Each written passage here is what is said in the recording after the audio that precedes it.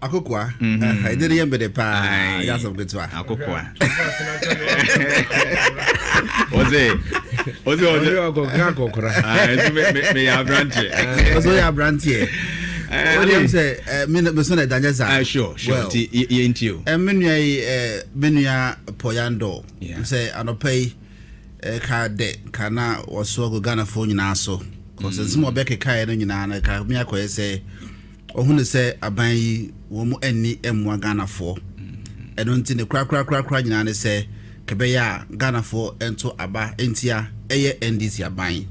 Said ye beya wo mu beba abetake over.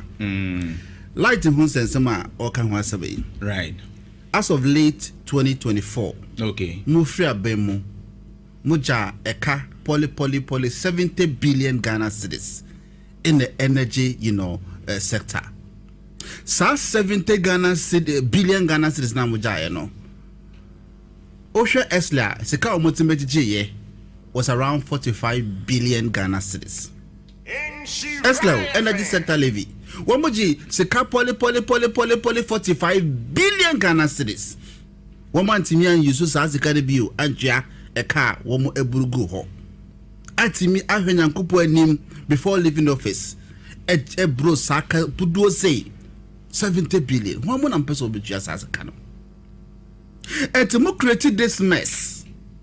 Namusa travel home ebe accuse this government say Light KuroYiMuNsem that you have no moral right. But already no. Yes. They already government through the finance minister. Yes. At the 1 CD levy. Yes. To fuel also just for the energy sector. See bit me a revamp. No me tell say. Any previous administration. Se ka pudu a omojeje no. 45 billion Ghana cedis no. One me country Ghana for you mudi sika dey. Okay. Poya do man tia sa. Ka before say ka be asu ago Ghana for so no say wo mo home mo bo na wo mo pack MP NDC because ya bon no mo confirm mo na no. Wo say ka utimi make sure say sa ka sika dudu na mo pudu na mo 70 billion no. Mo 45 billion na mo teach sika de manom spedede. Na mo di let's be serious in this country. Medie ya na ya say asat now. Ye jai MP before ama womanya no kasa. Eto de bia me dwene ho a I can't simply think far, I can't think madness.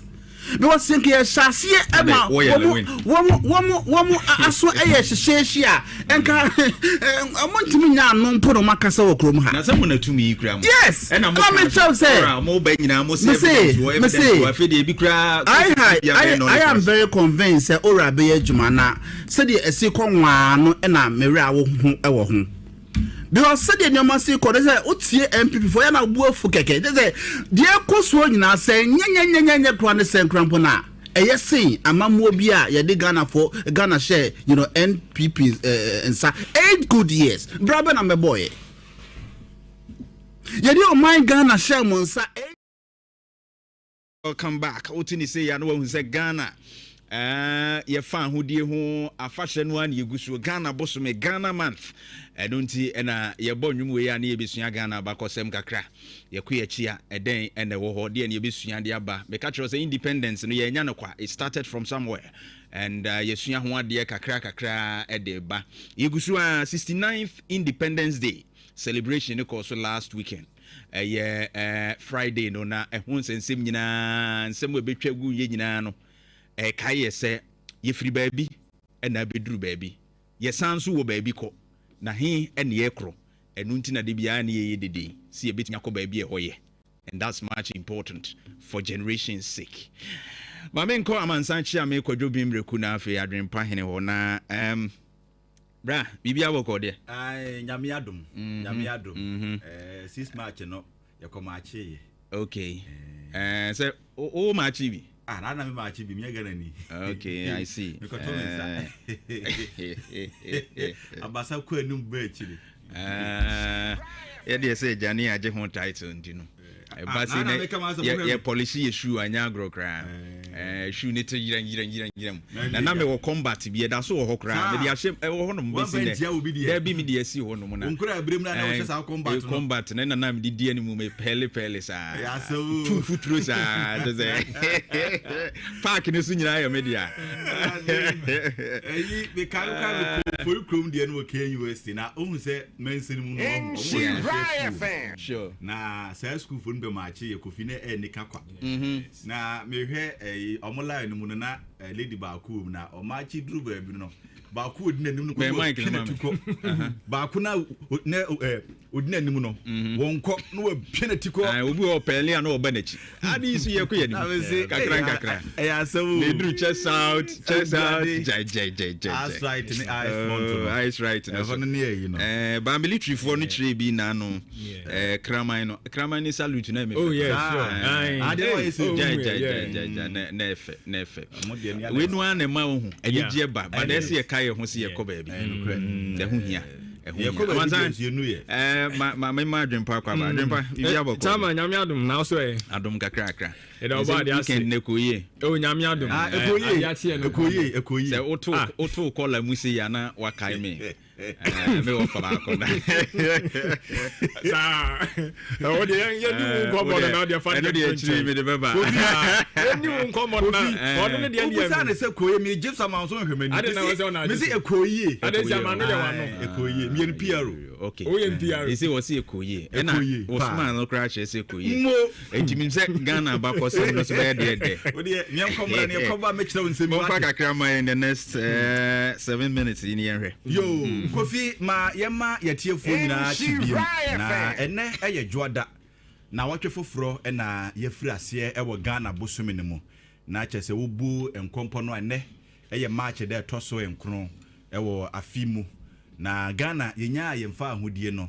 sidie na watwetwa mu no yekoye na yekoto abasa kwa animu ne yakire no mfinhia porepore aduosia enkron ne na Kofi ebra Ghana yeje yemfa ahodie no hyɛ nso sɛ Kwame Nkrumah na ede conventions People's Party agye na onim sɛ wono no na nani so de hu ne sɛ ye de ho sɛ wo man na ya de ho afrikwasi bo ne hwententensɛm de a wo sɛ agye ne mprempren sidie obeto ye wo UGC for na wo sɛ ye agye ho afiri wo man na sɛ ye de ho sɛ wo man no ye nye ne nkakra na wono de o ka sɛ da bi animanimu ya no ye nye no Kwame Nkrumah eba no Kofi na waboa no ho ansa na obegina old Korea grounds wona wabodwa na so watiam say Ghana is free forever no na soafo a wono mo be ye adwuma no na odi kan abobo bidin ade agu ho na ewo afi apem ahankron aduonum enso 1957 no a yegi emfa ahodie no Kofi asoafo a Kwame Nkrumah odi wo mu di adwuma nya no mo ye dumienu na ohwe na atan ye akese na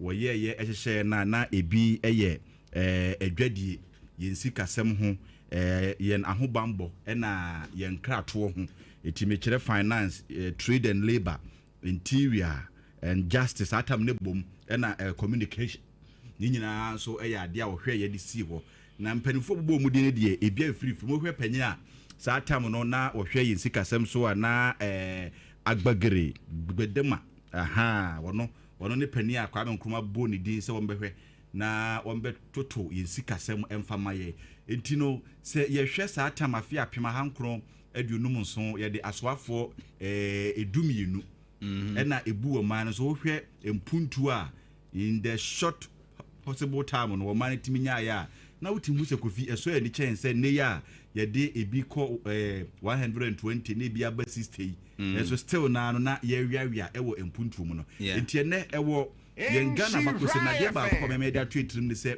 Kwame Nkrumah fi ase no na wadi o man nim se mampani no wode asoafo dumienu na efiri ase ma me mfa no ntwoko ya na Kofi nso mfa kakra a ono nso wo no emfa ntato mfa maye na jeje sisia ne enye fa ahodie no a yegusu aye pem so hye ye man no na de atia ne se kwadomi nkom bebre ye behwe yen fa ahodie afo fida ya na yedi ewo mam hia no no ebi wo no ma eye sonko ye obi wo no ma otumi se special celebration and anniversary at the more my Ghana. Oshe 1961 na BBC ye na 1961 de si ye no ye ba be bo nkyere mu ye koye nimu mpese metete wonti efinya mbo a wochena ede kɔ no ye do be wura mu proper 1971 bibi esi ana ye sonko 1981 bibi si ana ye sonko 1991 and 2001 2011 2007 and 2021 yeah ebibi wo ma na eye sonko na 2021 yes 2021 thank you very much ye be hwe enuoma na wo ma na eye esonko na mame emfa wo enwura 1961 ni mu kakra bi na de na ma 1961 de ne ye sonko ne say na eye emfihie toso makomako enan ye nya ye fa ahodie no na saa bre no ye twensa e de frɛ oman a na omudi ye so a ye di ye fa ahodie di free omunsem no that is British for no one mo Queen Mother na ye Queen Elizabeth the second ono na na sabre no odi ye British for no so ye twensa frɛ no na enye the first time ye twensa frɛ no na ye first anniversary no which is 1958 no ye frɛ no wanya ho ama 1959 ye frɛ no wanya ho ama 61 ye frɛ no wa ama 62 wa ama 61 mo etino 61 no mom ana otimi eba ye na the reason why ntia empra na di kan miensa a ye frɛ na wantimi ama no na British for no musuro ye pa because obi a waje fa hodi afi wunsam na wo o senefa na wo beto nsa afra wo se ma mo panyini emra no na ehu etino na ye British MPs no no mo support se Queen Elizabeth o mema no aba na 1961 no de nti amame no ba ye ne se no hu se wadi ka di Ghana fo hwamo emprensa so enti empren so no wa ma na se sabio wan fa ni die anse da ama ye ne na British MPs for ndo mo yo mafam die bia se maame no o ma ne ma but maame no ebeka nafu anum ama no aba no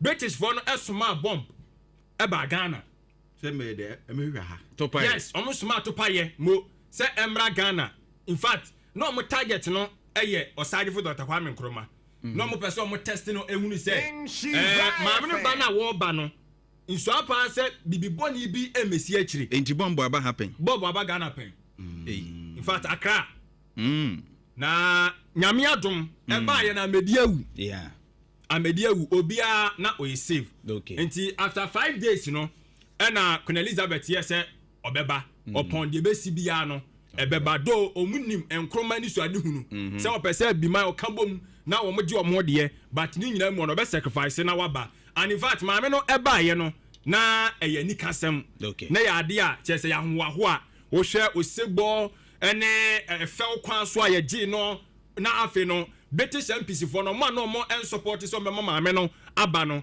afi no man say o da bi eye sabi enkabom ene kroye ekwan so ena maame no chese ba wa ban Ghana for ya gi no atomo enti no wei eye bibi kakra bi a ye pese yama wo enso ehunu na ye kuye ni medika bobo eye afini binimu a na eye sonko enti 1961 no de na ma ne ye sonko ne se omaya ye gi afa hudi afiri omunsam no omo panyina na odi won so no otimi bo ana bepie mu ewo omai konko Ghana mu a ye ne nyina ehye wo fa na base ye bia ansie do na ono no man akitafo no panyufo de na wono mo empress so mbema no aba na so oba ya bibia ekoso okay thank you Adwempa Hene Okaye of the Kulungugu bomb attack so nyame nko an ko saje fo Kwame Nkrumah kan ye omu to say na nke ye fa hodi hu nsem no which happened the 1st of August 1962 sure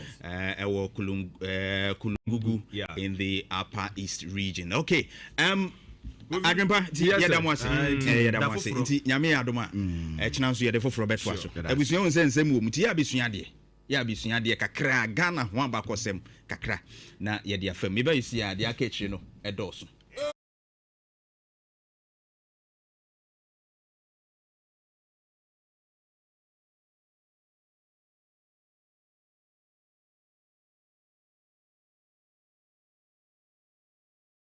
good years some na mesom akufo the president obeso obedie nyina and wo ko demonstration hodo na ye ho kire nyina no ekowie Ghana sen busha kasia motete we are moving Ghana's economy from taxation to production ekowie asie no na say COVID living no dey ahwe etrim but obviously listen obviously yes nensem o reason yes we know said the economy we will see something. Yes, Bola junk, but abanya bone homody. I'm yet me about. Yes, but realistically, yes, and someone no working. FR1 rent.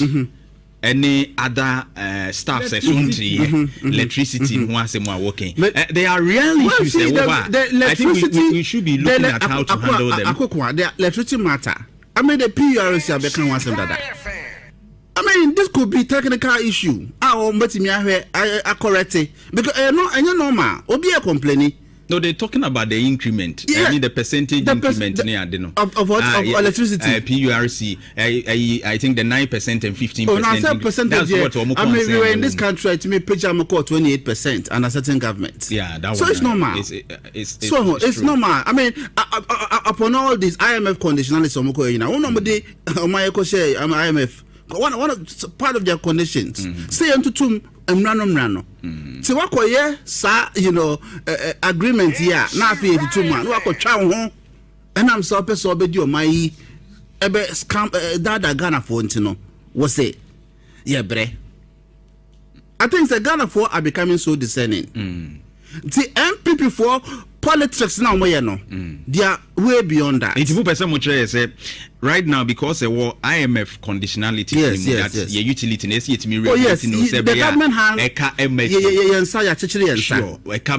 yes. So we are hoping, as President Kabri, by June or so, June, July, thereabout, we're going to exit the IMF. We hope he say increment because I know the Monsan should be answered. I'm hoping so. Akokwa. Michelle or Fidikesi so. Right. Mani Munamu Nami. Right. Me Ibrahim Ali Amitu Fidikesi so. One way somewhere around 2027. Okay. By that time, not MPP Libyan to me more. Are they? For what I know, as a member of the national communications team, meetings are hold wayeko. Neshe shaya buying edi egu akwemo wasiye no. Se buma MPP party no be gu si kojo talk. Yes, I'm telling you. That was national honor. Me say. Mweshia. Yeah, but you money ye. Okay. President Mahama small can you say buslebukawo. And I see. MPP as a political party, no. Then that's less woman contest. They shouldn't contest. Woman could say woman. Ah, na money will be a sabo miana mdeneba. Hey, no, listen. Me say MPP for the a ban you be say na problem, but I was shocked. Sir, upon all the men now, musumo nyina no. Manya obi a say Dr. Mamu Bomia. But 69 years on. Yes. Yeshe Ghana, your development. Yes. MPP da home 2024. Bisi sabri. Mampenin se mo di trujano. Wasa mayen boshe bebre. Waka Women Bank. Se omo final stage eba. Waka education honsem. Waka trade. How are you be dija? I be to me. Akusha.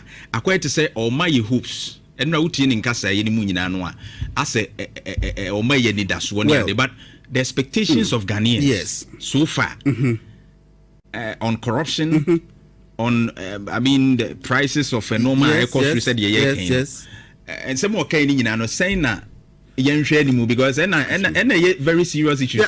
Let's be very honest with ourselves as a nation. No credit eba kope. Me so a journalist. Yeah. Akonya wotiso no entimi won kasa. Right. But if you want to be very fair, realistic, and objective, you will be convinced beyond reasonable doubt to say, I fear Ghana for Edema. So we are fear Ghana for Edema. Modern bo abaya bo in terms of prudent economic management. Ne ahoto so about Ghana for so bia ho atodo no. When you compare the entire 8 years of the National New Patriotic Party. I admit. I admit. Just a moment. Maybe hold on. You see, I admit. Yes, there are challenges. They are. Who are those criticizing? No more about my MPP for. Mufri abemu. Muja mubo bosia puduo 700 billion Ghana cedis. Mobile car 122 billion Ghana cedis. Mufi as of late 2024, that your public debt ending up almost 700 and something billion Ghana cedis. No doubt about that. In the Fourth Republic. No, I'm just yes. Yes. So we agree. Yes. So let's remind them so that they can stop talking. But we expect in the history of this country. No, I'm not sure they are yet. For now, let me tell the challenge, the problem they created. Domestic debt exchange program. Okay. DDP. Yeah, my minimum. Woman sika, woman ya juma several years, 30 years, 40 years, 50 years. Munka na. Mo said adaya. Woman sika was a sefata woman. Mo fam woman. Chenkrofua ewu ye. Can we bring those life back? 2021 Auditor General Report. Sika chuchu die ira almost 12 billion across all ministry departments and agencies. Oko Audit Service 2021 report no ho. Contract for sales scandal in 2029. Okay, papa CEO there or no government contract or to share kalawela no was ochedi. No design. CEO is Dawson. PPA CEO former CEO implicating something like J. Okay. What does here? So all this mess I'm creating. Money you are there like you feel like someone creative. When you know kasa. As I'm talking to you now, Ghana we are here for woman say about prudent economic management.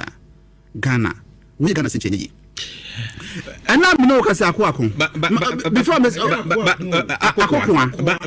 let's focus on the working. Yes. We agree. Yes. And normal be on the part of the MPP, yes. which we condemn. And so let me come to what we have done since we came. But Mami Kasai, achievements, ENRA, independence. What's he say?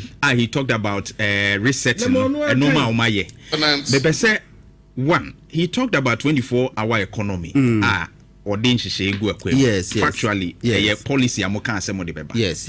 69 years on, one suma besum just a year any. Ye kone saying Women Bank maboso. I've talked about so many things. I want you to center it because they're going to say, I say, yes, sir, usual thing. Yeah, but see, I'll come there. It's part of my submission, right? But let you understand, sir. Over all the economic indicators are Ebeboa, Amadis Women Development Bank, 24-hour economy. Right. The other promises are buying a year. You're setting grounds no dada. Okay. So what I say, and then I'm no say inflation 3.3%. And then Saturday I'm no say inflation 3.3%. Somewhere around December 2024, I brought no more free abemo. Yeah. Now inflation 23.8%. Yeah. She said they have to say who Tiene we better higher propaganda send you mabua kosoro Ghana for bra. The economic indicators will expose you. You were maybe Hana inflation was somewhere around 50-something% under the leadership of the economic, visit. And then the exchange rate. And then her unemployment rate, Mufia Bemune 14.7%, and the unemployment rate as of this today, Saturday, 13.0%.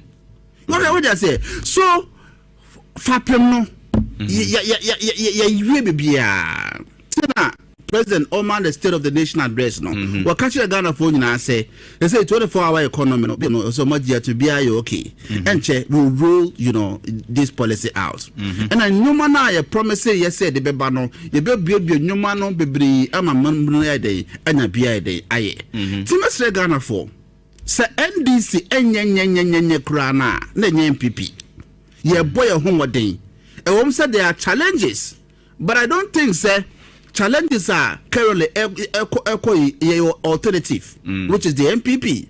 Right. Because I'm about to say, Dr. Baumia, they say, government. What were they able to do apart from free SHS?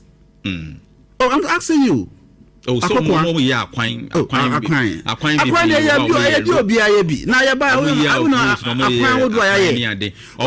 agenda 111. Me say free SHS come the buy no kram but ya zan. Oh, na me say me na me student senior prefect. As an answer, Me say. I know Me say me a senior prefect. They be. Now me a central regional SRC president. Former. You rolling out this policy, no. You rolling You rolling out this policy, no. Yet you answer friend. Former school prefect, former DD. See uncle Domo so come here say the program no say running. Yes. The records are there. Me community school, Agri Memorial, AME Zion Secondary School. Me real school mu hono me swing. Ande. Oya class baako, ni atimia packing kwala sasadi. Class 3 content 50 students. The chrome na 300 students they were the same class. Na teacher dey be that child there. And then because of free SHS they were buying questions for the students. African Education Watch and other people were complaining about it. Okay. And then for KNUST, a lot of people inside KNUST are more AA students, Okay. They don't know their left from right. I can come omunya day, one more empty me. Right. So what I would say is Ghana for Benya Abayhwa. Okay. The government actually mean well for the ordinary Ghanaian citizen. Talking about these forest reserves, let me just quickly rush there. I think the punishment was too harsh. Okay. No, I think we shall share 8-10. Yeah. I can't 3 minutes. 20 kra. Mama 20 no kra. No, say 20 minutes. And I can't 3 minutes. Okay, fine. That's the remember on top. Look here, the forest reserves are Emma and then the birthday of one fantastic individual who announced Oyinipa Sisefia. Happy birthday to you. Uokofodria Anglo Town. Happy birthday. Yamin Shawa Wodano Sunonya Kesepa wa Ubibia Sami. Also my happy birthday. Yamin Shaw. No man kwatintia ahwode wo na bibia enkoso yi mfama pa. Amanzan Kofi. Right. Enkata na bode ensem so aba asem na ye jode die na ye jode die asem ensi kwa na kanye ne de bia nso asem si ebia bam na me na bi ka asem che me se ye da so ne sa asem foforo ensi ani echi nti na ade achi nso nkwa ade ebe fam sana wo hoye me hoye Amanzan ye se what de asie no de ya I want to see. I didn't see some days a dozen. BBS. This is a mampeni at the crater biaba, free na suye. Or say, or more, board appointment. No many aji, ye be too kind. You know, Mashada organize conferences near the Aquabridge, and when you could see the Equia, you know, assist no. Where they say, Ober Corner, ye be a more board, and make who board that would run Pesamoqua. It was some beji approval through no man penny ho. And the great chief of staff. The chief of staff, the mamma penny or henna a ye, Samokwa. Said Trini Nam Pesamoko need media mukudi and Timmy and Ghana had ya. No among Quenyako, because I board no ye could Trini, or Mokosu baby on bedai or mine cow. And per diems near DM per diems Nina associated logistics a Kahuna on Sakadia. Yet be come one could be a woman be djumani in your minica. It won't say a banner say, oh, mine say, oh, a Jumeku no me board or so, and their sponsor. But Nina no your mine for 2 back on one. When would they meet me? Say, I can name the power now. I say, Uku, no mania, I have a castman pennies with him. There be or say any nana, if you are wound to me, Yanagana. It is said, Memphani say, institution be non pes or more. Edi robotics juma Ghana ya ho odin wo robotics mu enko ani mu it is a bus wo mu kwaji training a it was omo amanone ano mbeko such event ne de ese wuja omo mu ko because mu ntimi nya ne ha edi wo twa mu completely enye but de o kire ne se bibiri no ano mani bi wo ha training no betumi organize ne ha ene ne mmiri mu kura no covid ama ye ne abi COVID-19 am ye ne abi se amanfo tifie ne ye adwuma meetings board meetings ne ade nyina ne ye no online it is Zoom now more connect no be a report no present ni anti enemre mu se enekura school universities e wo Ghana omonya online na nipa no graduate na okoni baby ene bia ye online masters PhD online sa anti die training ko ana mo ko ya eno no gisem bo man kaso am ho se board Namoko. Minimum penny yadwene. And woman sesa. Yes. Oh, no mere than you had done. Omunya is idea no. Na ye ball mine ka isi omuko trip back wa. Yes. Near catch wa. Omu ba na ise nkrofo ko ba o ma yiyi. Unim said day omu da ho bia nso no. Ye mo sa omu pay DM ni ade no. Allowances day omu beda ho bia no na ye tua wo. Ti so omu ko di 1 week a. Na ise day bia ye $100 ya. O je pay DM. Sa Kofi, brane de ukura manwese mu anu aye. Enti mampani wa ya de mamemo na baso. Aha no. Eno ma bi wo a waste bi wo a ya nkate ne offer. Ene mo man ne bre no. On say we no enye bi de. Yes, enye bi de. Na we is a good thing. Kofi kan pese. Wo sinka ebidum wo ho a obe ono no be approve ama omako no.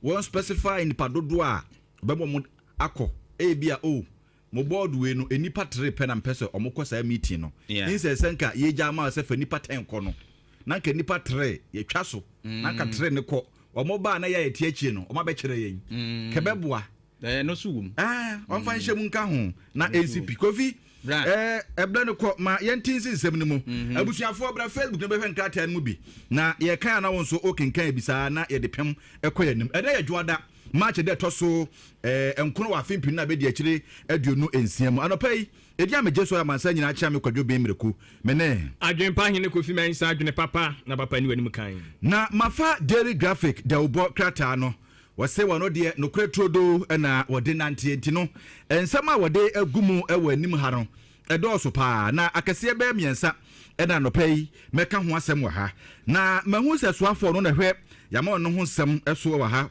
onyamfo okugyeto abrakwa na papai akasa na wode adesade akọ ede ama ene Commonwealth for no so monhwe na nanzan oteya Lebanon yen asrafo a omo ekohwe ma asomdwie atọ hoi bombo ankofo tutu no Middle East yese ba akwakofa ho amakowi ase no asrafo no ebi eprapa enya asem ketwa eno na asoafo no na hwe yen amano ne ho nsem so wo to nkra e de amakoma wodfo se be ya sa asem no wo mo nkasa mfa ho pa nkasa ntia enka ntwom se sa asem we de nya de papa san se UN for wo mo na abesere yen asrafo se o mo do mo ko peacekeeping wo ho enya ya ne asoma wo mo UN for United Nation na atu yen nkra na asrafo iko akwaboa ma asomdwe timato wo ebisa bomba akoto wo ne bi apira Commonwealth for no hwe nkasa ntia se de be ya sa asemi ebi NCBM eno kra dan chen so a eniema ye import no tax na da so no monwe na ene eja omuhwe mfiri so na ene trading barriers ne so no omumpia mfiri ho na entimi emwa omanchekere ne nkanko kratai wabo ho amane ewo anim ha ene okugyetu abrakwa woda ha etire ho hyam ena woda ha na first lady ma Melodina enso da ha o ena osresen ke beya company fo emfa hyehyɛ enwu akwa musa de beya akwanya emema ene ye ma omunya no ke bepepepe I say if it be gender equality. Eti no maami na ofresen ke yemfa ndotu ebi nto akwam say the be ya man mema sa opportunities no akwanya no ye nyina ebenya ne pe see the ma kan ye what men can do no women can do it better no eti no what men can do women can do it better now what dey it means hey Kofi means nso you be and now I remember one and the men's country can you more recording we kwa there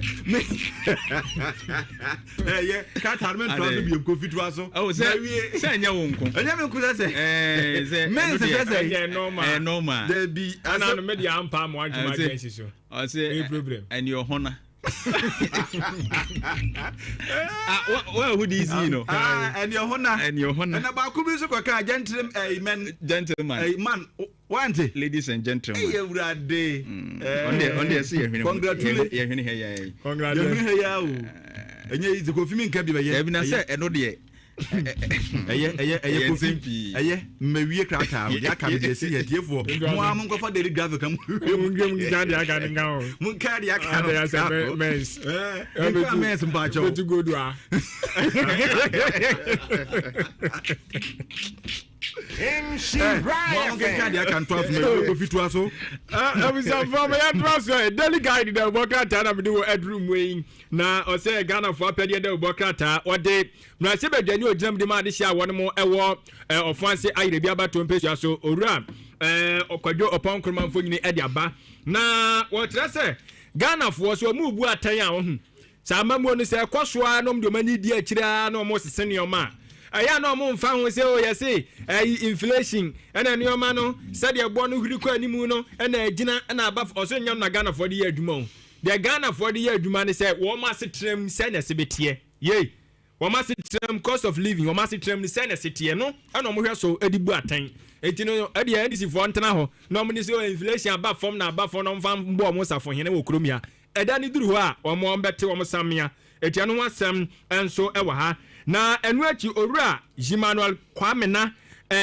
ayima wono eye deputy CEO Edema Minerals Commission enu wacha se aban no ogusu ono so hihye nioma o a wo se galamse ni betime atu ase nti no de eye hihye mapagu apono so pa a chese no so ne nsama wo de atodwa eno no na wo chese obawura mu ewo eye US man mu a krachi bi ye fe no Derek Van yeboa dodo na fe no Van bra Van na ade a waye no wo kire se wono sa eye romance scams ni bi no scam no na je say oh ase onu twa mfonyini no yi ne ho kire na so yi ho kire ne ade no de fe nyansa kwa so obe wan so de you pa wa jusika wadi no adi ani asenga kaka yansa so ni muse ku a na mo je so mo sa so ni mu no enaja o kire mu se ade no waye ai yesi onu awade atum ntisi ho asem enso e wa ha no mo ani sikabotin a ye chese woni nam sa kwan iso nyansa kwan iso abonkrofo kro no sika ne yeka boma eso America dollar no opepem no edu 10 million US stoppable money a chese no asem wa akata fe to so yensa ensem no enchire mu ni nyina no wasum ade agu ono mo na Ghana man panyini abede kire de so kan ye antie ne ma min sisu biem eno asem enso eda enra na ye maame no ma woda ponda chese enya asem keto maame so de nsema wodo etu dwa na sanso ena eye Lebano ya strafo enso de so kan ye entie no so maame fa enkonkon ho daily guide the boka tanimu ensem no yo maame enfa daily analyst wo say atwini ndam ho a ye mo nchen enti ensem so de odi agu ha pa Kofi asama na wo kan ho asem se SOEs omo eboard no mampani se mutu kwan akwaje ntitie bia no wode eso atoso na se fabra no wono ahwehwem na wonje ntum no daily analysis for omo agye mfrim ono krampo de wosi supo se mampani wabane wabane foreign travel bia se mo kwa akwaje ntitie wo se wabane kratai enu ho amane na wabo ehu ewa ha na first lady eso asem odi kan ye no aha krampo de waka ne se first lady say yedi anase yedi minka ne say we are investing in women no investing in women no eboa ema omampuntuo ekwa animu pa enti se yehwe na se mari ye so masene ye boa wo mu a omara nchechia na ekono esanse ya na ye kan ya asem se o chechire oba na se ohwe oba wa chechire kuru emu mbe ma de na ye se ankoda mko a ntia ne ye ma no efi na ekwe ye nhwe na ye mmoa wo mu na ye mpia mu nkwa animu na wo mu ntimi mmoa na omara nchechire entimi enya ne naso ebrane na enim hai kratia ba amane ye wa enim ha se bebia ni anwa so bekwai MC na woda hai na 6 match wone nkofoko bi pa na wono de na asema wo ka no na wo ka kire ne manfo nya se sese no wahye ai mu oden se enyo hwe garam se ehu senkan ya ewo ne mposo aso na ni abrese krodom obetu asese ye hu ameho o made wo ho ewo pom ho a enya asem ketwa wei eye daily analysis sema no pay wodi bi abana no na fearless fair and reliable da oboka ta no ye the custodian na ono so nsema wodo a ene ode enam nie o chese dom keto a ewo mra hye bedwam ana omo kire se Ghana maburu nya adwuma nyo tom aben oba emrane ba ko pa na chese wo kan na asem ba ko na dan techere maso ne se wodi nyuma e ba Ghana odi nyuma e ba Ghana na so obeduru yei nyuma no nyina yehu ba bia ne nam enti dom keto ani abre a chese omo kan ho asem enya asem keto nso ekra ne ora Alexander Fanyoma kedom keto anu ba do dani ena ogina simpie so a ena brofo no se wo wie ni nyasam keto na nu achi ana chenkubo bi akoso e wode oboka tem ne nyasam keto mu se ye ma me ni bi ma chinchim omuduku wono nso so agya onwigu amawa mu ena afi mpanyufo bi nso asin kunya wosoro ho na ne nyina ne se wo se People's Forum djumadie na akoso ena adwen toatoa djumadie na akoso na no wo kire se dwadifo wono mo yitiri nwi eno mo musiasi atwinwi That's a traders, barbers and hairdressers, you know. Yes, so more come, the some sad idea na see. Yay, then I see our Ghana had more. One must say, we send boat to a bedroom Ghana. We send boat, or bedroom Ghana, soon you know. Jamaica do to me. Yes, in the meters, if you have Ghana ha. Meter. Aye. Now, what talk prepared Niguswa show. Nasa. Now, 100 meters now walk on. And wash it. Well, Johnny Papa change Jamaican, you know. You know.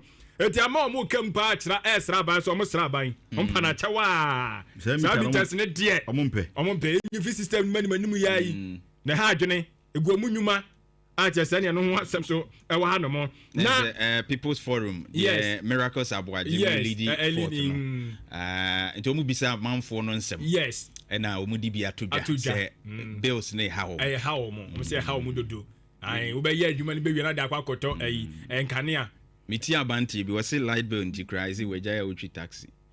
I don't know idea you man. Me wan. Wa bi taxi na djuma wo ye no. Enkane ane bo kra ma isi we jaya djuma no wo uchi taxi. As if we are nebo aba from there ye. Baby say Ono balance equation am na fa ma no. There ne dia ne ye wa se fa mo ko so we jaya o. Tie no jaya no go ye. O nya na bibi from so aba from. No akwahye ho. Ejeye na won ti fie dia ye eje no wasam no na Ghana man panyini Owura John Dramani Mohammed same stage ata Barima body se konkono ene waji ni furugu ni nyasam keto ade ne chapi so ene oda ha na the baka teje se panyini no isa na no ye mienu aka asam ba ko adma de beti no asa be dan no adan oni musa boy fa dan toma no mo isi asa na o chese man panyini asa na no ya ye na se da bi o man panyini no eye mienu ba ko osoro ba ko ofo ma na hu anu se ye mienu yo enti anu ye mienu ene de ene yate on se so be ka Russia Ukraine said ya tokwa iba ye na papa yi ekogina simpie so ene anu akra na mitie bi a wo ka se masa bomb ba ko ma Ghana ya tia no bomb ye ekosu yi ebi mfa ha na so MPP for Somalia no mdi dwa sun Russia Ukraine ya se ana no ko kasa ya o be ye reference de ekosu wa yi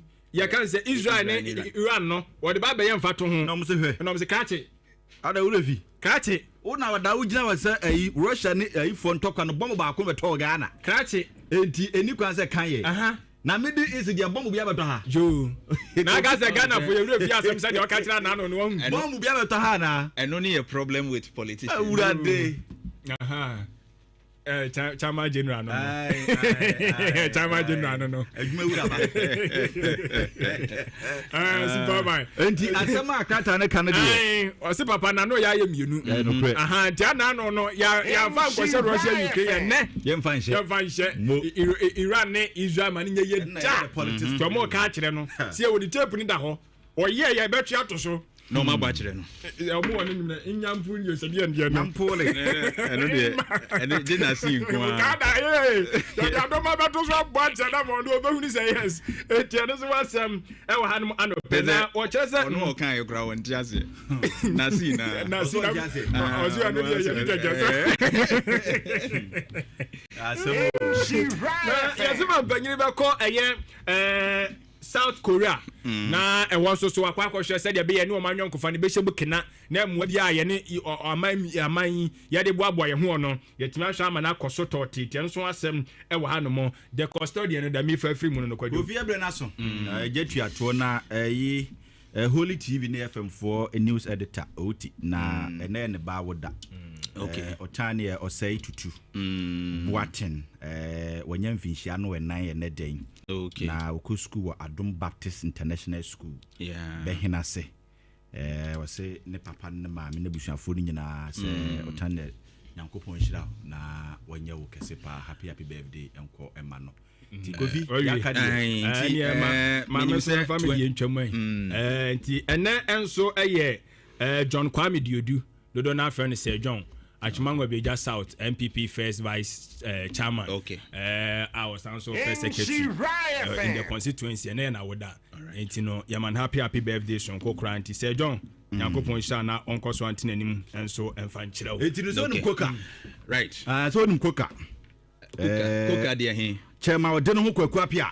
Because koka no mi. Koka. Man. ba ko bi wo ho Chairman, I don't know what you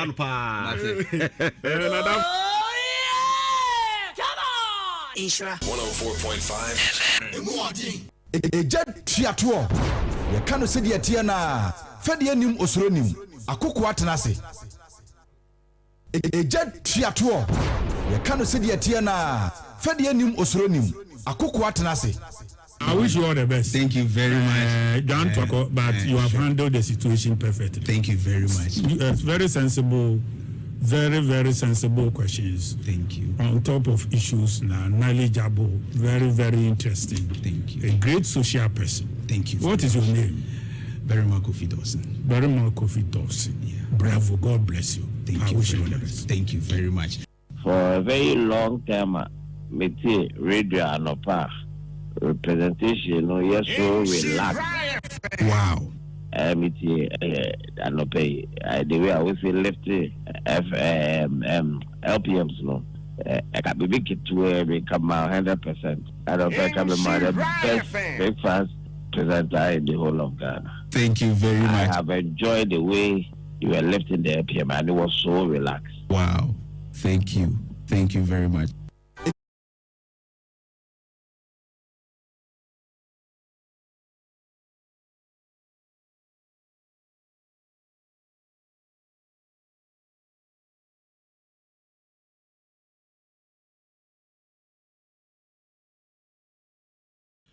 Mame share me party for nyina say ebraso say party adwuma ya ye over the period nyina no ye say ye trotro wo mu aye ko mo so dane da nyina din e wo buku a ye de amaye nim me gina mo platform yi so aka kire wo mo say omo hwe nyame anim na omuma afufra wo muto about same polling station wono nipa over 500 people no omuma mudi embrem so omu ye MPP fo a omu de book no esie omu de ahihye omu toam ofre no anu nam ha wo se ha yesi muntra polling station ho na amanfo entimi metro mu din se omu ye MPP fo a yesre wo mo Yema ye party ninya kono. If we don't write their names, they will punish us during the elections. Yes, Remo. But yet so mudi, then they become part of us. Yeni omuni yebenan. 04.5. Ebrason say ye digana mun komonti. Join your Facebook, your live, Samsung YouTube, you're live on YouTube. We'll be to me a join here now for Incomotion in Ghana Hong Komono. Yet to me, Eddie. Na Ghana Nyemfishia Edusia Enkono, 69th Independence Day, we are celebrating. Last week, His Excellency John Dramani Mahama, HNS Impieso, Eka Womei Ehwasem, and Yenisu Hadihuna Ekrano. Na over the weekend, me chance upon some video bia NPP NDC echitafo ebi na said ye won musi attack omo aban no ewo ensem bi hono na chese eni enyan na me bisa me ho se in fact enti oman no ye pese ye koyanim asem we maka pen enye first time wa maybe can say asim we hu asem na is about the fact say ye political parties no anase ya manyokuo eno hu adehiade no ekosoro echen oman no yiyo and a very worrying if I say wotie nsem ni bia eya na eya wo say oh we de ne kan no e wodi se wo kan saa wodi se o kire na dwene saa baya na ebisa ye say is it for the national good anase eye individual no anase nipa no ono no sebe ne pese minkum nyanko a efa ne kwan so ana na mamemmo mampani enkasa yi ewo Independence Day no miwi a na ne mebeka ho asem no maka yentie mampani kakra ewo eye ne nsem odi tu dwa na ha na mpese otie.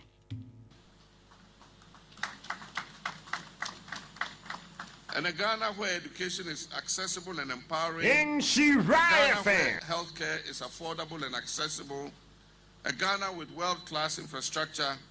A Ghana that produces what it consumes. A Ghana where merit and not connections decides opportunity. A Ghana it consumes. A Ghana where merit and not connections decides opportunity.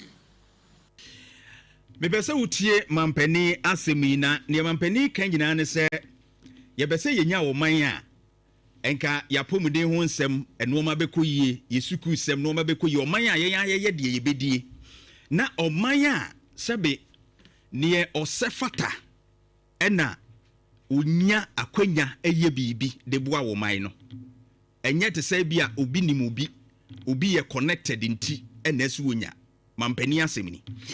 But this is what I'm going to talk about. Yentia Banti. I'm if an artist on coach exams. Yeah, first Mugabe Busa NPP time if an artist on coach exams. Yeah, first security service. Who think so big exams? Exams bang. Protocol. The protocol na tablo for any dia here. Jeli di no kwasa. On fire for mumble one go craft. And no one security service. And your crowd and say pay day 24 and not 24 23 26. E ka grab the account in what or no. NDC papa no ma me na mo for to aboa boduku akọ rally sa me kasa na be na last one na hwe nsuo tona me wane kokra na mu ono timi nya hwe mfimu appointed to team manager you bet me nya ne body ne nanna so obenya security service no pe mu mi na mo de kumsi amawo ya woka dia me yan se nya atwom NDC mpanifo woka asini nya akọ mutaka o akọ na mo de mutumutu no mutaka no Enti metia abantie we yasem na in fact na mera ho kire se ohun asem o ka no yes obi a party supporter obi a foot soldier grassroots person waboa party no we di party na chi aboa ama party na ba aban mu eya na me enya me yase bia wo mu a wo mo political party whether NDC MPP wono mo a party fu aboa wo mo na wo mo abanya ba niema wo mo adwuma ye anase wo mo pe ba bia mo mahye enye me problem. But the problem is the mampani kai no say nipa kro na wo pese pia no de hye ba bia wo ka no wo qualify. And you see ade ana esa ha me wa abantie statement won say o say e ka e ma example a eboman tie or ma examples are esa ebo man and fatu hu na wode ye no esa ye mfatu hu a esai o man tie no o se na constitution a yedi bu man no enye sa constitution na yedi bu man no a MPP etna so ede fa emrewafo ede fa nkrofo bi a sebe no mo nsem fatade o mu wura security services ni mu enunti abantie we adwen ne se etwa se John Dramani Mahama any NDC for no the same thing. And this drew my attention to something. Say, the reset agenda no His Excellency John Dramani Mahama na ankasa any ni NDC aban e kan so de bre yan Ghana for no. Wo mo ankasa party members kro man ntimi ankyere mu yi ankyere wo mo. They don't understand reset. NDC members nankasa no they don't really understand omo ankasa ensem omo ton ma ye Ghana fo ntia enam soma Ghana fo gitu mu so omo to aba ma mo ne omo aban mu no omo ankasa nte reset no ankasa ase because NDC fo no te reset na omo no kasa omo de bebu man na se a this man wouldn't be speaking this way emfato hu a wa woman se obi an age abro so ya fa ne security and the same thing ensan koso obi a won qualify ya fa ne security and yensan fa same procedure because won so abanya ba yensan repeat the same mistake na reset na mo se mo de ba na ne de hin me I don't actually begrudge anybody say ebia ne political party aba ono so qualify say the Ghana ni bia qualify ni ama no appointment anase ya ma na adwuma ye mini problem but whereas nipa no bia won qualify because obi afamre wafo obi afa obi a won qualify into the same thing ensa ankoso no I am consider competence no that is my problem as a Ghanaian eno na de da so gina 69 years yen koye nim no 69 years yɛda so gyina hɔ. This particular actions no a war site no ɛno na hinder governance and development. Ɛno na ɛma ɔman ɛntu mpɔn no. Ɛnɛ wɔn ho sɛ nkurɔfoɔ bi a sɛbe ɛnka ideally yɛde wɔn fa process mu yie paa ɛnka ebinom wɔ hɔ a wɔn qualify sɛ nkɔmbɛnya appointment no. Ɛnɛ wɔn sɛ ebinom gu wɔn ho anim ase on national platform. Sɛbe Ghana yɛ international language ɛyɛ English. Ye kasa ye kama wiase nyina ate yenka eye English. Independence Day so ye the English yi ena kasa mamanfo ate ye nyina yenka say Ghana ye we because say one kan English na obi ono no mfiri Ghana ha want to twi want other things other language kan ha no say nipa no want de pese ye kire na say want de pese ye ka enti na mampani ko gina simfie so no one ka da gomba kasa one ka Hausa na mum use ye international language di kasa kire yen. But there were appointees be a Independence Day ebi gu ye ni mu ase. I call international. Ye were MCs bi ni DCs bi a umko gina simpie so a. In fact, a year ya trama no, script ya trama no so no a watena se ya rehearse wo mekan no. Se wo gina wo na wutia na wo se kra afem. Na se enti we ye municipal chief executive. We a district chief executive pa. On say one kasakura as a party person who tie nipa na wo se afi munya ya nko akoboa na kenkan ama no because wo gu wani mu ase. O kan be kasa brofo nya ye kasa but it's a language a eno ne ye de kasa kire wo mu a wa man hodo so. Eno nti ehu hia se obi abefa ne bia no obehwese se nipa no obetumi agina wo man nanem ebere ehu hia ne waton man na mama hodo ben kasa mpo kasa akoye problem already wonu a scripture ya trama no a wa rehearse no akoye problem enti yemfa wura nwum saa yankeka nwum saa na wede no man no atumi atumpon oti abantie ya yemfo nwum saa na MPP fo anye the same thing. Sani pese a continuous na nya reset na mo kan no yehia de a na nka ne nka Ghana fo gya ye ma MPP to aso the same thing na wo ye na wo tie kire se na wo complain enti na the same thing in sankoso media maka say His Excellency John Dramani Mahama mfa ne nan sifam say the right thing must be done is Ghana first mampani kan sa asem we hwe or say Ghana must come before politics. And or say Ghana must come before politics, tribe, or personal interest. 69th Independence Day na some mampani kan ni bi no. And some no dos mean to me money na. Ebinie or say yema Ghana eni animu kane ansa na manyuku aba ansa na baby kura ifre ene tribe politics ene yenya pese minkunya asai wo man no. 69 years yada so area a school for da so tinwiase. Enipa ne mmoa enenu musuo because nkrofo a ye appoint wo nkrofo a ye de wo kotena positions awodo no most of them don't qualify and so near the amount just because wa brama party enti no wote wa position na ye de ama no hu bota no mfa kranhim no man na call reverse na ye de ni hwe no man na say and that is where we are nene what bind so the reset aba o catch them say on repeat the mistakes abanda da bia ya ama enoma nko yi no in our security and then the kind of security service ayewo de bia hu say presifuo bi ne asojafuo bi omu gu security service nanimu ase omu interdict bebre omu ede omu call customs bebre so akromfo nko a ena no hu say akromfo bi a omu customs mu omu akogye sika ye ma no omu afam omu na hwiri sika no ya interdict bi ya interdict wo mu edi kan kra any by 1 week another batch same custom officers ya sachi bi ya interdict wo mu because party near the woman wuram oni any love for the job and I say only qualification bia because we are bread near the wuram no we sign woman. That is where we are as a country. You can say yeah hey you be bre wo kwan so 69 years. You better do 100 years. No mind that so area. I'm telling you. Say yansi say subai. Ni say be call it the same way. 100 years on, Ghana will still struggle to develop as a country.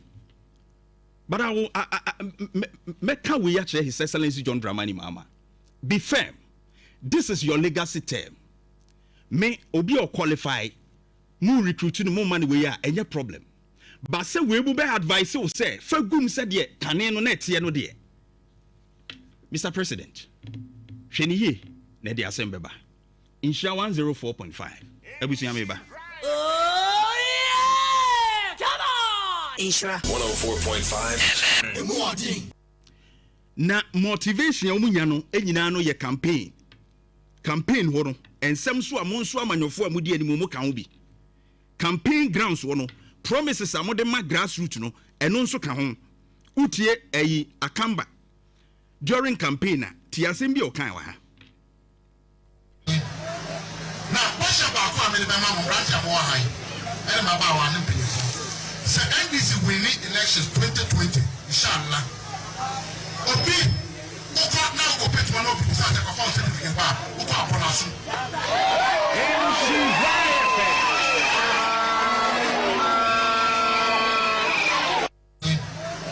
Now, what's about family member branch of more high? And my bow and so NDC winning elections 2020, inshallah.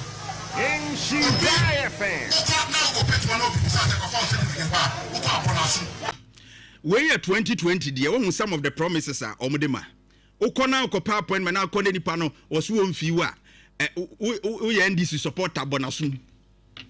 On campaign grounds. That was in 2020. Enti edidi nipa ni trim say all kono chinchina achi on qualify kra ese ye fa no. And these are some of the things that you can't grassroots new hopes. And you will be on my say or building a home. And I said, Sabi, or Conanimu will be Mukra and what if I was you, man, commending cram and pay certificates via my recran, my buying by the best baby.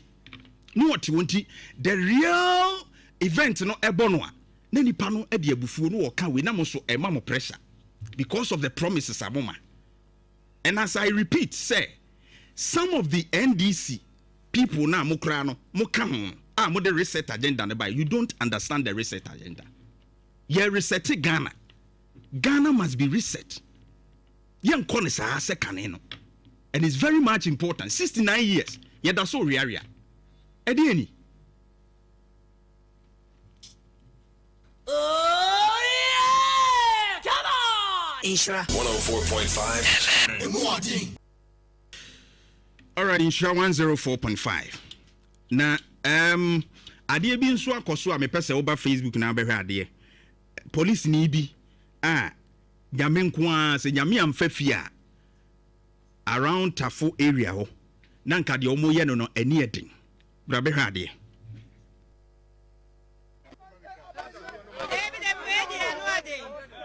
Yeah, officer.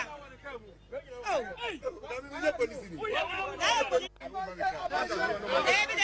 And she riot fan. Hey, officer.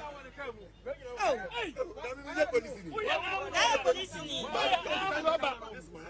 It's even now. Station. Central. Station officer.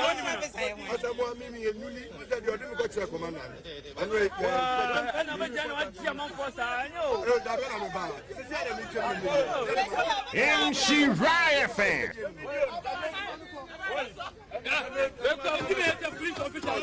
Behwe endia ikura wo mo ne ye de bobo police ni ne kai chese. Yeah, officer. And she riot fan. It's even now. Station.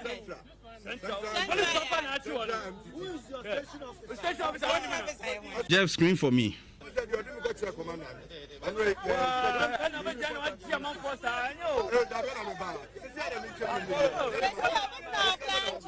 And she riot fan.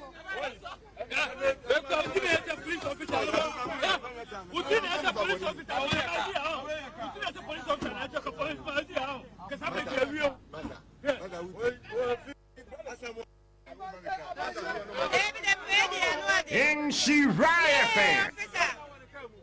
Oh.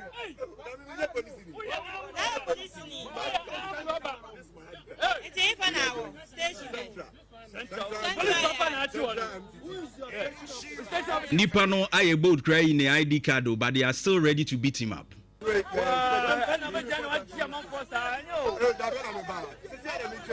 In she riot fan.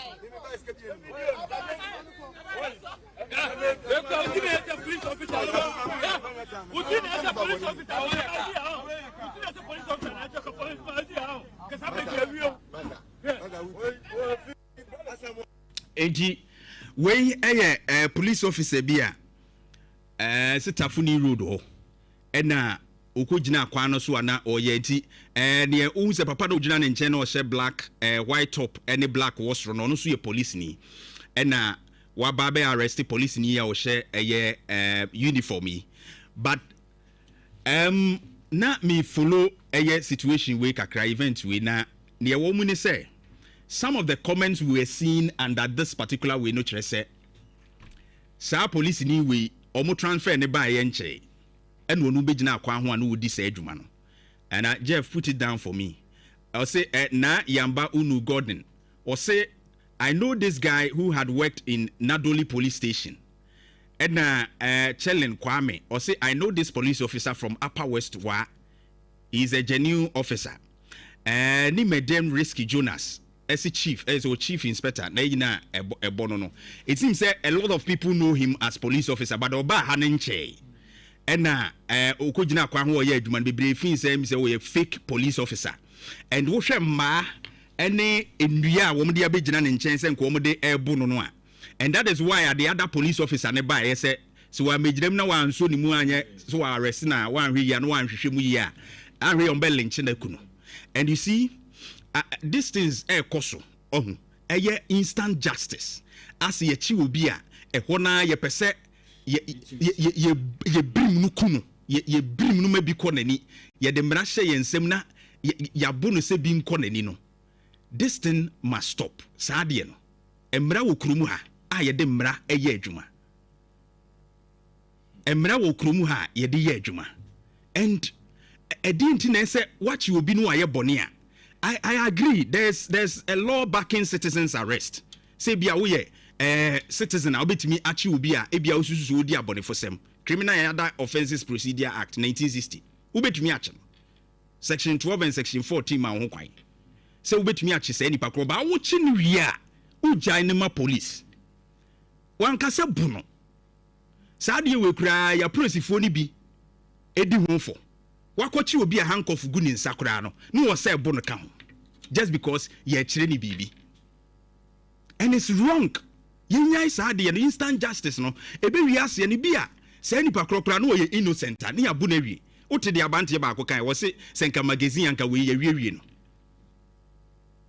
ebia enne na ye obi echena bia na ye wo awunua bi ana wo ankasa kura na wo ye obi sa no be kwa kopie ba bia obi kura betimi akasa kromfo na nkrofo oba bia na nya wo a ne abeso mu ne abu akun yansesa ye attitude as a citizens ewo krom ha enoma be bredi hye ensem enye meka sante mampo 2001 Abraham Roberts ba mampo na omu atututuo kun police fo mienu abi dwane ye apolisifoɔ tisimu ema sojafoɔ kura ba krom wonu wɔn hwehwɛ am Roberts abantie bia na ofiri school a wɔno aba ɔso ɔba ne papa ho se dey on hyɛ dan titwi papa nti onfiri omu nim na round ɛna omu so ni omu susu ɔka akrɔmfoɔ no ho ena presifu echi no wie yomu ma handle na bo na mabo yi chese omo pese wo kan no kra se bia wo kan ho ana se enti eno no torture no ne ade no nko a abante ne fa mu a wo firi mu ne papa de abufuo ne ade se wo mo ade ne nsa kan ne ba ne nyina en omo a enim sa incident ni nyina enim se those police officers ni nyina na omo ntiase en o threaten so wo de baby o de befa bi o de befa esiki justice ama ne ba no in the spiritual realm okay and none of them Inspector Ali wo mo ekeka ho nyina omo nyina enti say instant justice na kire wo ko hu se okay no ye genuine we ya afi wo be ndey wa bo na pira no wa say bibi let's stop this hand over to the police na wo mo nto aso in Shiraya fan adwempa I think kitu we bi na me nkodi nkomo yes say Ghana yen nyina yesua de different because for example Mahama say ya no no so yakwaje ne nkwafe ni nsem abra sebio ade de to no so kra no ni mu ahwe nti ye besre wo ye oman bapa na wo boa so oman ne be konkan ohu ade bia nya se de wo kan ye no utimi atwe adwen si so obetimi achi nipa no ba se odi tumi hye won sa se nipa na wankasa sebio ubedi nawu ana se ubegye ne nkwafe ni nsem de ye besre so oman ma no ba bia yadu no bia no wo kye na bi no akwakoye wo de hye ana se wo busuani bi menim said you also be so mo ede afa ntini ye besre said ye can say police no so timi interfere no ye mo na ba so san say yes nya wono a ka sabi nanka ya asem foforo all right ma men kwa homa no so na many onimunyamfo Collins Adomako Mensa MP Afija Kwabre North Constituency member of Energy Committee in Parliament honorable papa we unim no a unim say obi a okana adwene say de etia na bepenasem because he is very open. Honorable, good morning. Good morning. Now put me there. Oh, me no say that Nyankopon de me kwache me. Yeda okropon ase pa. And then me say the ekosu nyina no wo maimu wani tua. Ma me fa started 69 years on. Honorable reflection to say. Well, I'm not sure it's for one was for, and I think we have to pat ourselves at the back. There's been some remarkable improvement. So, first in Ghana here in the 1960s, 1950s, and maybe a Ghana one thing I is the fact that we've kept our democracy intact. Yes, power through the ballot box very peacefully over some very long period from 1992. I started, you know, ultimately say it's me there, and so at the end of the day, we respect the verdict of the people. And I think that idea bakwa Amagana, everybody's so excited, especially within an area, an enclave. There are a lot of unrest in other countries close by. But Ghana, in spite of the tightness of our elections, no, we've kept our democracy intact. And we all have to pat ourselves at the back. I think the economic independence there. Obviously, your budget it should tell you say we still rely heavily on the support from other countries or other organizations. But in terms of our democratic credentials and some development, I think we have to be proud as Ghanaians. Sustaining our independence. I'm sure along the line there were some coups here and there, but by and large, we came back to our senses and got to know that the best way for ourselves is to govern through a democratic process. And so far, I think we've done so well. Right. Now, Osha, your way of governance now. Moving forward, and it does room because they say, I quite say, me who more of personal interest, political party loyalty, and in normal P instead of having a national interest. Say, yeah, this is Ghana ye didn't in here, and I quite say, political parties, no, in Ghana. Well, I think all over the world, political parties exist in even the most developed countries, of course, America. England, political parties exist. We have the Conservatives, the Labour people, the Democrats, the Republicans. And as for party interest, it will always be there. But I like the point you made. Say after the party interest, what should we do? And making sure say the party interest override the national interest. But as to whether there should be party interest or not, obviously there will be some party interest here and there, and then the democracy. There should be a point where maybe we're NPP or we're NDC. And we should do it under a certain umbrella of national development. And that's what I'm saying. Since '92, both NPP and NDC will be a leader. And I don't think anybody can say from '92 to date, any development. Yeah, some development has happened, That should tell you, say, even the political parties acknowledge, said there must be some national interest. But I acknowledge the point you make. Say, Nancy, no, sometimes I would say Casanibia, Yana, I know, I think there should be an advice to all of us. Say, yeah, no, you might Casa you might democracy, no, and yes, I said, it will be an emulation for other people to see. Okay. Quickly, Yamunga, Iran, Israel, America war, yeah, air cost. In fact, we sent Tokano baby, Eko Kwanano, Crano, Yasraf, we be Mwaka or Lebanon. And no messa, be a copy, Mohonwa, Minu, a prepared and ding. So far, O monitor said, you know, my conwa. Yes, say, Fem Wobono. I'm sure ya baby bedruno, and weddings. You see, no, I try 80 cry, echo the pneumonia, dear. Economically, area singing says and to quay a yan tentem swa. Ya who bachelor we are singing na.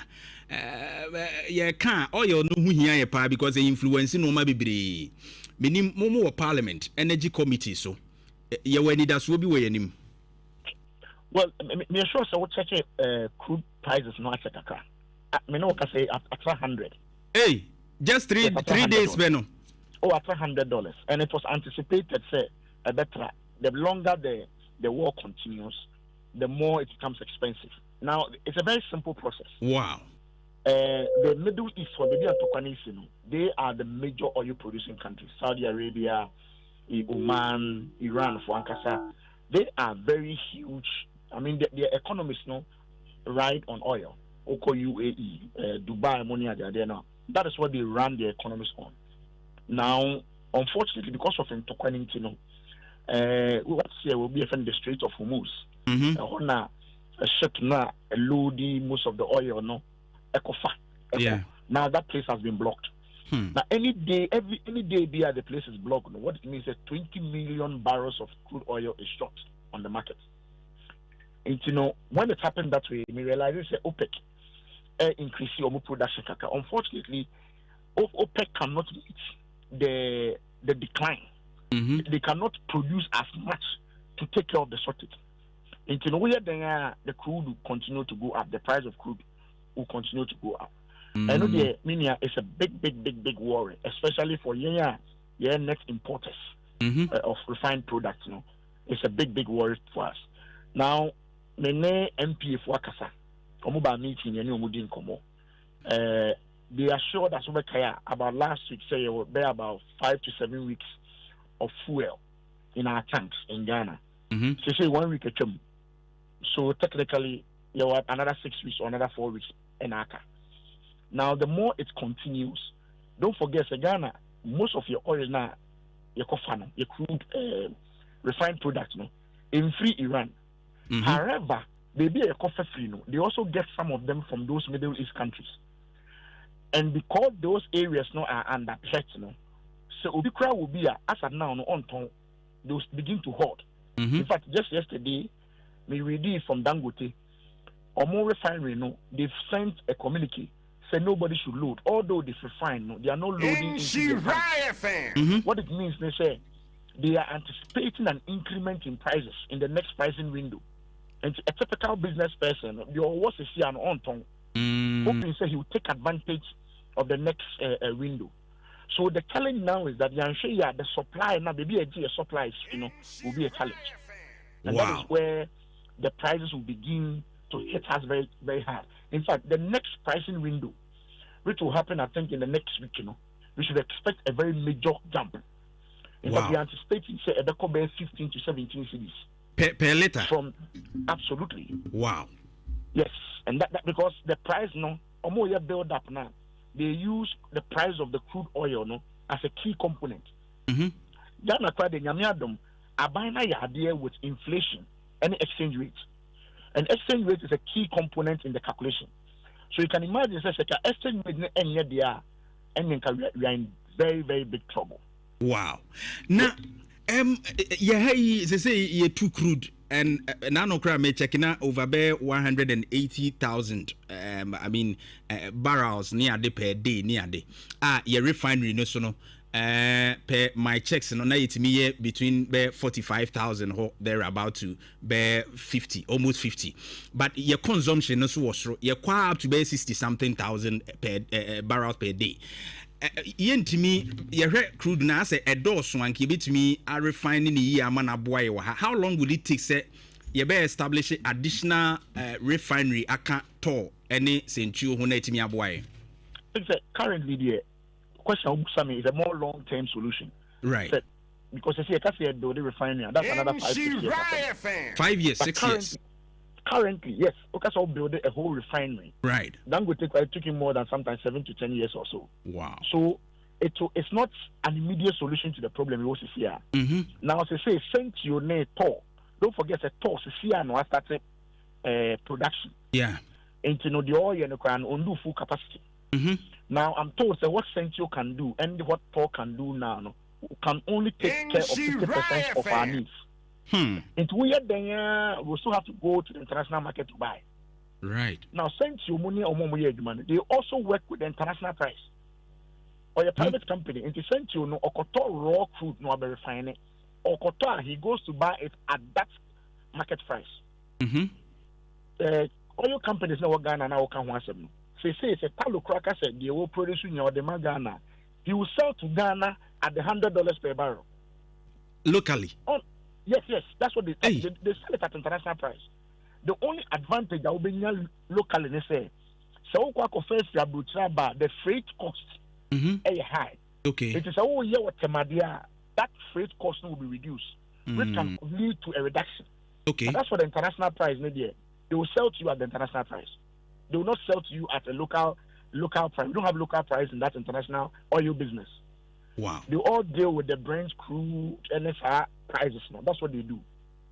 It's the immediate solution now, not there. It's not building a new refinery. Yes, that can be a future thinking. Even if you build more refineries, what the test say, how much crude do you produce to take that those new refineries can take and refine. Right. And also another discussion altogether. It's immediately a buying should look at the cost build up for petrol. What's the petrol? No, apart from crude oil price, exchange rate, your taxes and levies are that's all. Right. A buying can now have a conversation. Say any problem, our prices are about the cost. Do we take some of the taxes off? Pushing the Ghanaian people in the meantime. So that when things normalize, maybe you can bring those levies or taxes back. Those are conversations that I'm having as of now. Okay, I see the one Ghana city neighbor. I argued on the floor. I remember. It will lead to an increase. Yeah. But at the time, our exchange rate was doing so well. And the oil was selling at 70-60 barrels per dollars per barrel.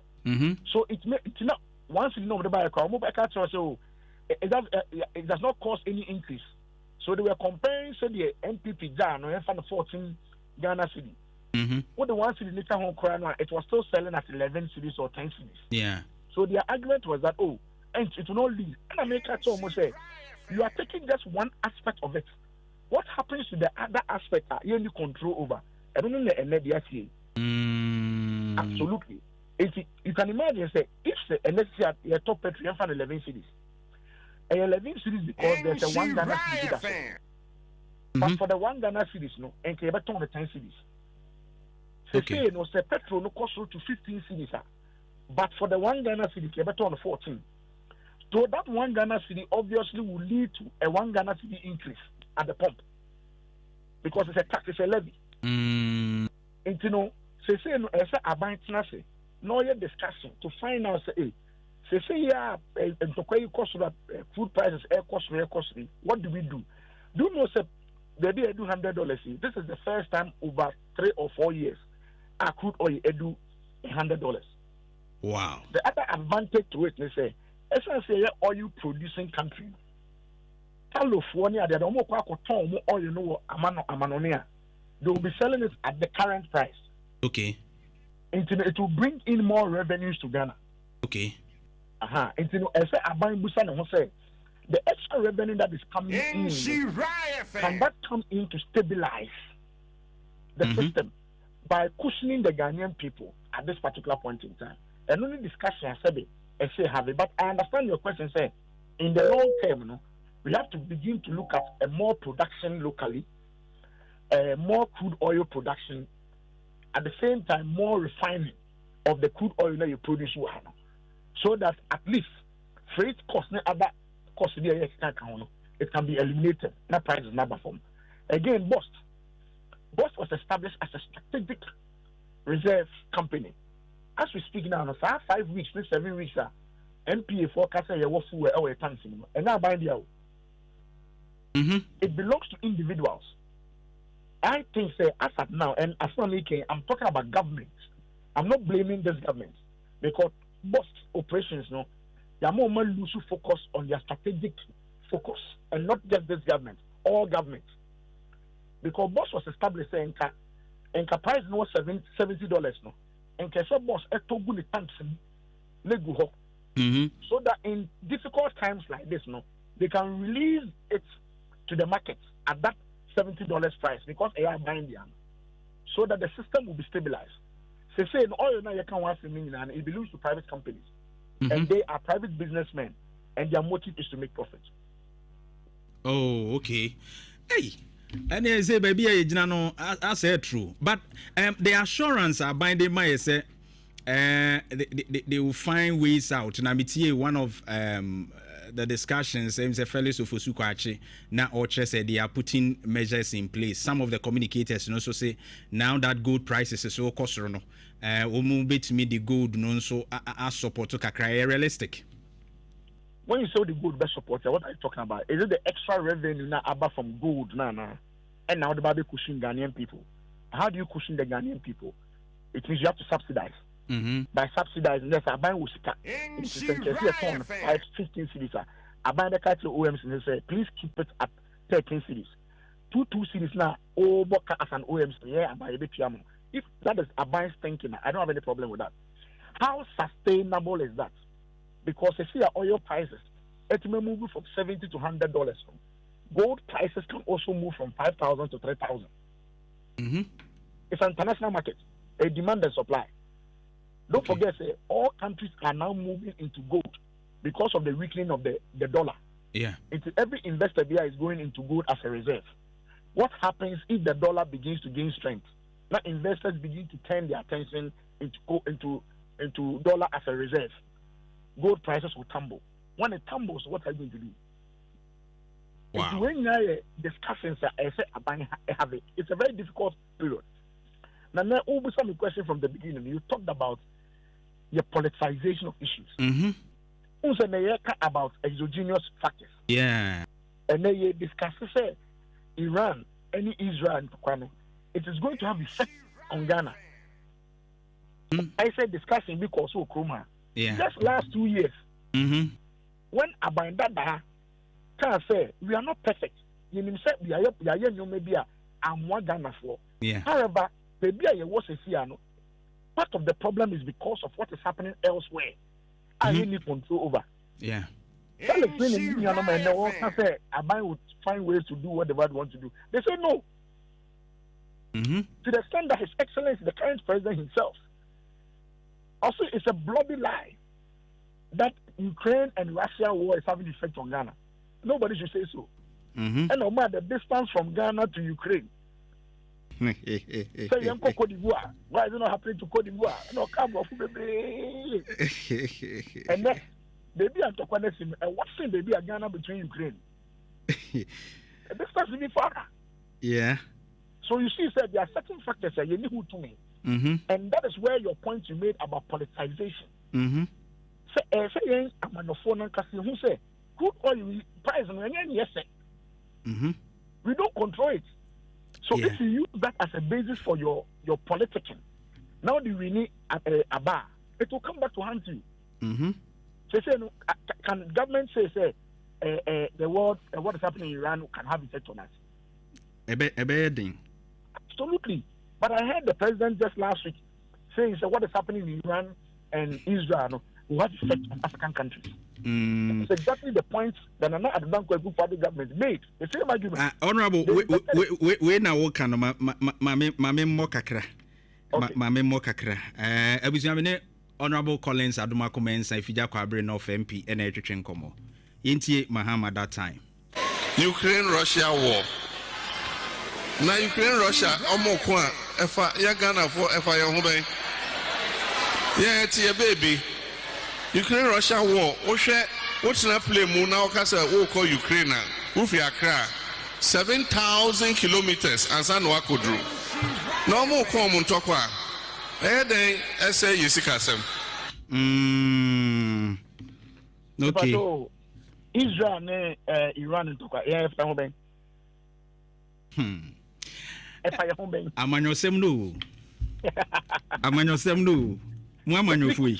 We don't have control over external factors. Ghana is not an island. When you are covered by Kromha, you have to port hotels were closed, pubs were closed. The economy of Ghana sat down. Namado had to take a decision between allowing Ghanaians to live an economic mess. Because we shut down ports, we shut down hotels, pubs in Yejuma, the economy is shut down. You don't conform Juma 6 hours, and I said just half a day, 2 hours, 3 hours. But we're paying them like we'll be our Juma 8 hours. Sure. A decision had to be made.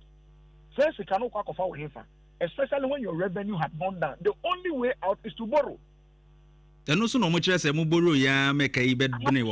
but at the time, when you almost say you was situation. Now, baby, we don't have the power because external factors and mind that to me. You know, see, Debbie. If you're near Israel and Iran, can I say the same thing? But you see, me as a politician, I have to be consistent. Yeah. Last 2 years, we can say external factors can affect her. I must be patient and bold enough to say now, so Iran-Israel war will affect us. That is consistency. That is principle. Yeah. Yes. Yeah. So I am being principled. Said the 2-3 years ago, say COVID, any others can affect our economy. I must be candid enough to also say the economy can also affect us. If I play politics with it, maybe not next for 2 years, 3 years, maybe that's another external factor. Can I make the same argument? Haruna Maswell say Mahama was talking about the dollars, not fuel at that time. Also, Mahama was talking about the dollar, not fuel at the time.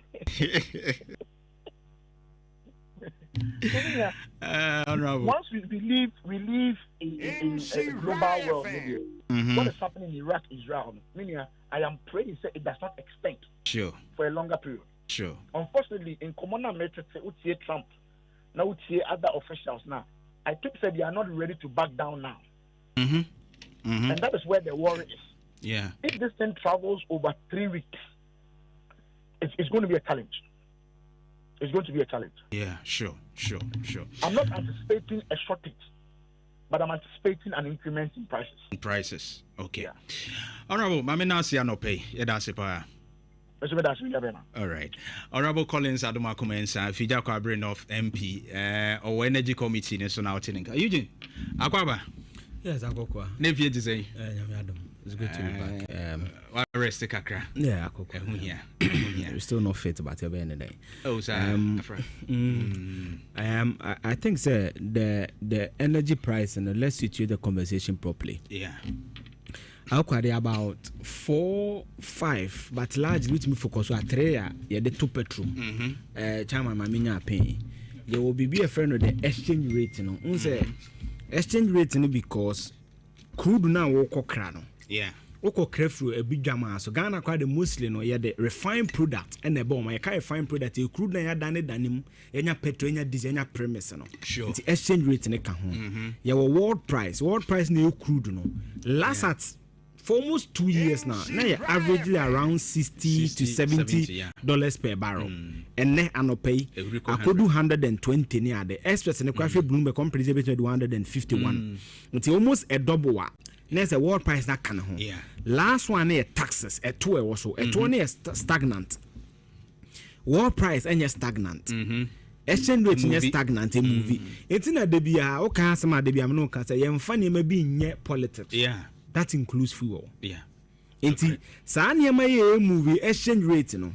Any world price no. A movie pay Asemaba. It when it comes to exchange rates and then fuel, yes. Yes. The next one crime fan can fleet cost. Fleet cost. Okay. Okokra Rotterdam, Ghana mostly Toffee Belgium, Rotterdam. Yeah. About 80% of refined products are Ghana ton from Europe. 20% when free.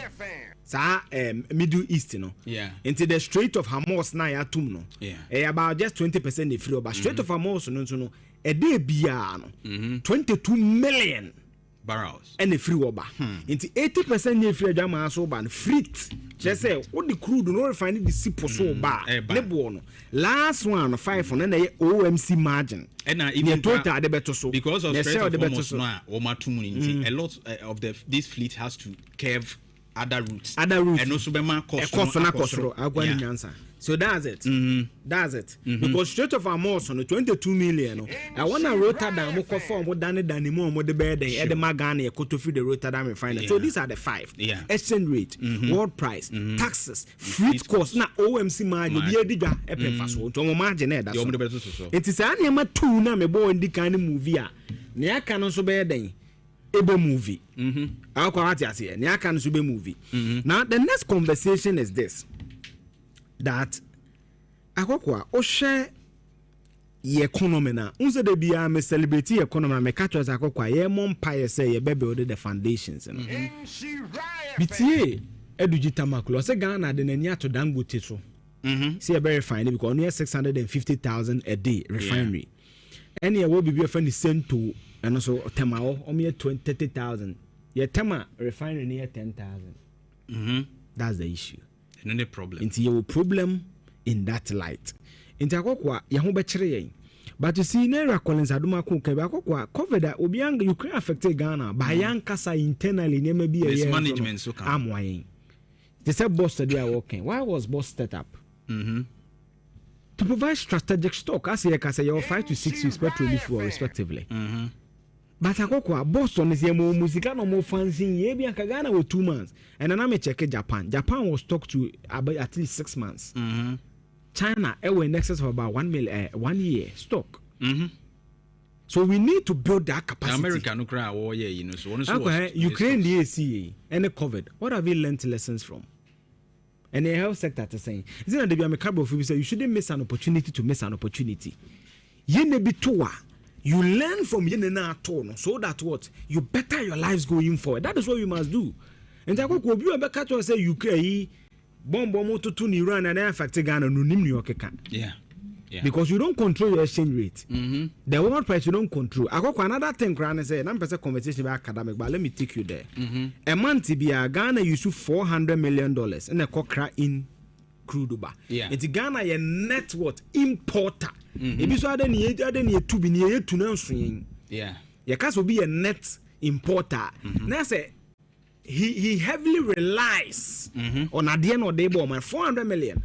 So in essence, every year Ghana the $4.8 billion.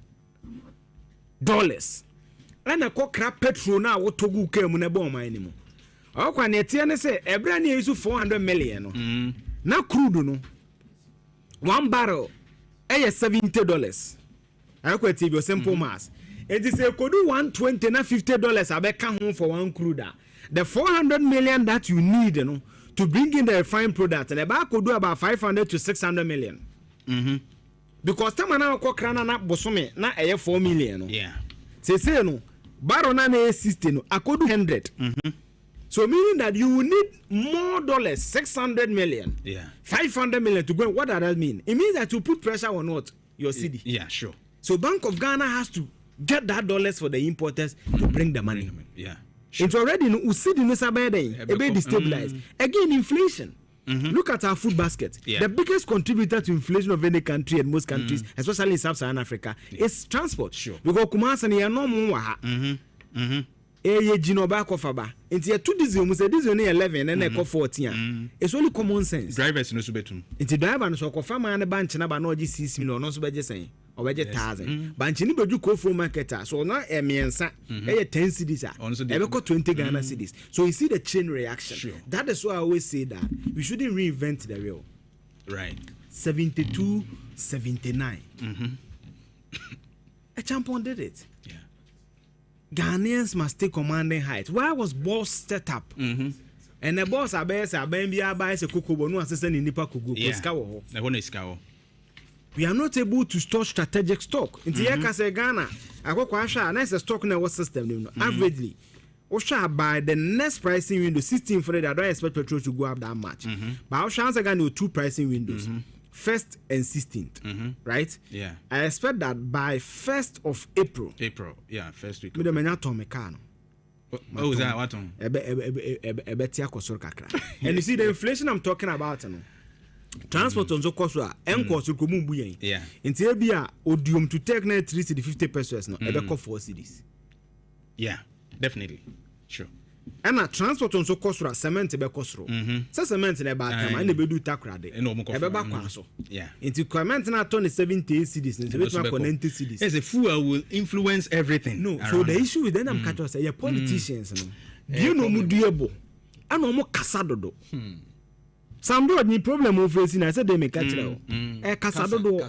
Fuel, health, security, politics. It's just common sense. Sure. The primary factor that determine the price. When you control what price no for na to na say. You now refining. You get or refinery no. When you see that do determine who quote the 3 key point. Kutie no or say Ghana you about 40,000 sent top private no 30. Your tema is a 10,000. Dangote alone that's 650,000 a day in Rubebia. I'm come from man, you don't think. And Nana ni bedina we are okay. We don't think about in future. In the work we call Kasa you on the same MP before ni aje say the Diego. COVID and then you see COVID. We answer then you see about COVID. Nothing. Russia, Ukraine. Then you see Ghana kokra wheat free Ukraine. Wheat. 69 years. Meanwhile, I just travel from a wa go to wa salatuna kaba hakwana so feels a ensase da ho say betimi adua yensua bibia enti wo ye ekoso yensua bibia na no me kota mali se me hwe ensase sa na me se ye nya papa ye na nye ade ye procurement say ye koton China trene ya de 2 cedi atoso a ye nye ye de no no tuti ase na abo enye de obenya dia tupa o ka no du ba bi na afu no afili di gaudi no sunsuo nyame na sunsuo inja no atobi agum na ko ba bi akwa no bi bisa say why me question I don't know what time about 2 minutes bi no bi bisa then ya bombe Ghana soldiers na war Lebanon. The simple reason is the free be UNIFIL. Okay. United Nations Interim Force in Lebanon. You could see in 1970 near Okrofobia from PLO, Palestine Liberation Organization. No me kwamuka for mo high Israel for ne pa. But near koye na 11th of March 1978. Basi bi ko Tel Aviv. Omo capital no mkwache basi ni kumu ni na. Nti Israel for nsubu free na 14th of March. 3 days before so storming Krono so call Lebanon kukum nipa ne nyama bebre into the 15th of March ana Mr. 15th the 17th of March 1978 in the United Nations UNIFIL the United Nations Interim Force in Lebanon Ghana ye the 6th highest contributor of troops into India, Indonesia, Italy, Spain, Ghana ye contribute to 624 soldiers. Into no more Lebanon, so more Lebanon, so more patanto kwebo Lebanon debi. Yes, our border, so southern border between Lebanon, into Lebanon borders Israel to the south. Right. It is our southern border, no. And Tokane koso ho into no more ko soldier form be make sure say Tokane nya den enkoso. And Hezbollah, our mo ha Israel pana, Israel for believe say run a show, but once so mu do ma group into nunti na mo ye ya. Ghana soldiers no kan ba brief ban say so mo ho ye. Trainer omunya injuries bi ni ade ba consider the emergency or go through the surgery and the BBI. Oh, okay, that's fine. Yeah. I think so. China, Ibenya Brewum. Yes, Saturday. Sure. Insurance 04.5. You know, say to the fact checker. Kojina homemaker kra wasamba, and what in Kano about these issues are also Russia. Russia, the Ibidian Russia, Ukraine war. You the highest and what did I America and Israel and Iran in Tokano.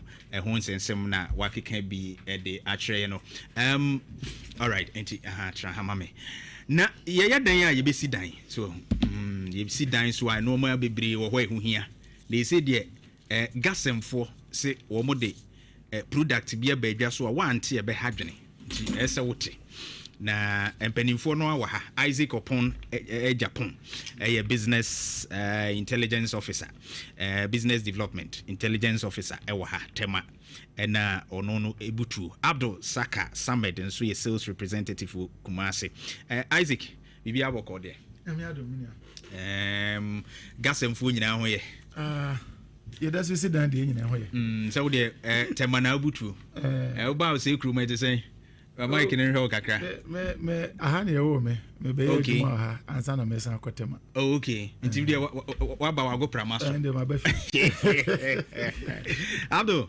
Yes boss. Bibi aboko de. Me adom me ho ye. Me na ba kuma senche. Wona ba enche. O nche dan hu o se krum papa. Nti me twi ne nche dan ye papa sa. Anko ya mu fancha me. Japan wa ha wo bo. Ma me sha se free Japan ho. Gasem company na ngasa no mo jumedie was cement ho no sen ne mamo dance wo other cement products ni mu because ya take gasem nye ne ya ben na mo introduce you this particular product we dey afia new one cra wow fire firm kakra sa gasem no product no eye de ade medawase mefa kwanya so ada gase mabefo nyina wo Kumasi ene Ghana man nyina so ase na yaba Kumasi so de beche na otufo aja na ase ne yaba ni ancha na ne anya de sure ene gase distributors wo Kumasi nyina mentimi mbobi nya bi right nti yabedo mo nyina ase yeah said obusa ye no gasem ye edikanfo ewo Ghana cement eyemu no afi bia ye de efi se o man se de nim de na edwumadi esi kɔ no ade a ɛha ewo ye dance ho ne de foforo ehwe so aba broni se the solution eba to the problem ebe hu and the new solution ye de aba cement industry no ene gasem super strong waterproof cement eba ye de abedwa so a ye de ba bebo cement ho adwuma nyina ban na edan asinsu a neba ene cement ho bia ebo so ne quality nye no na ye de we so aba besi ne nyina ano enti so obusa mi anasa no waterproof cement no ye gasem cement ane ho edin dada na we nso ne foforo ne se eba ama edan asinsu na neba no brofin se dampness eba ababisi ano enti Mr. Ose obusa mi ana ne kakra mitimi aka no na yeba cement no ho dwumadia ba memba Abdul Samad na gasem no eba be solve the amaye because you was cement bebrebe dia na gasem no be solve the problem be na wo ha modiaba se be boy cement before only say over the years yeah you should say a dime bebre Ghana ha wo sha ase na asase na for dampness afa a dime bebre ase moisturizing okay for a dime bebre am finish na bibi basa nti we say solution na as pay setters in the cement industry is say yede bibia be solve problem na no and it's na yede say super strong waterproof cement na ba super strong because and dia wo cement we ya obenya and waterproof because water guard element wo a ebe so sa dampness na no and it's na yede say super strong Japan ma yenhwe kwan be ne fa so a enunu mu ensu efiri eye edan ni mu de ne wom a ye bo asa adwumade obroni fre bibi moisture okay mframa ye hom ye wiase ati moisture wo mframa ni mu okay enti se wo de cement ne be ye adwuma chemical process ne be koso no nsuo ne wo wiem nsuo e wa asase se ase no ana bia wasi polytank bi pipe bi a wa connect ni nyina eye nsuo etimi edidi edan ni mu okay enti water proof cement ye de ba se kwan bi aso se be no no mafi ase se fi ewiem ene be kan dan no ho e be no nom ana se bi tank bi na wo de ahye ba bi ene hu nsuo no usane a se wo de waterproof cement ni ye adwuma o ye rest assured se effect bi ama e betimi a resist moisture be ba dan ni enti yense nsuo na ya na enonom wo dan na ase no ene edan no ho bi wa no wasi dan no wo afro mu kakra ene ade no sa cement betimi aboa no afro mu no kra the best cement e de abani oh za yeah to mo beto asase ni bia ya afro no yes oh okay enti we say no the be hwe no kra ne say e bia ba bia be foundational concrete no watu ase ho no what the waterproof cement egu na o blocks a wode ba be hyehyɛ 6 inches na be kan de ato ase no what the waterproof cement any try na wotu wi a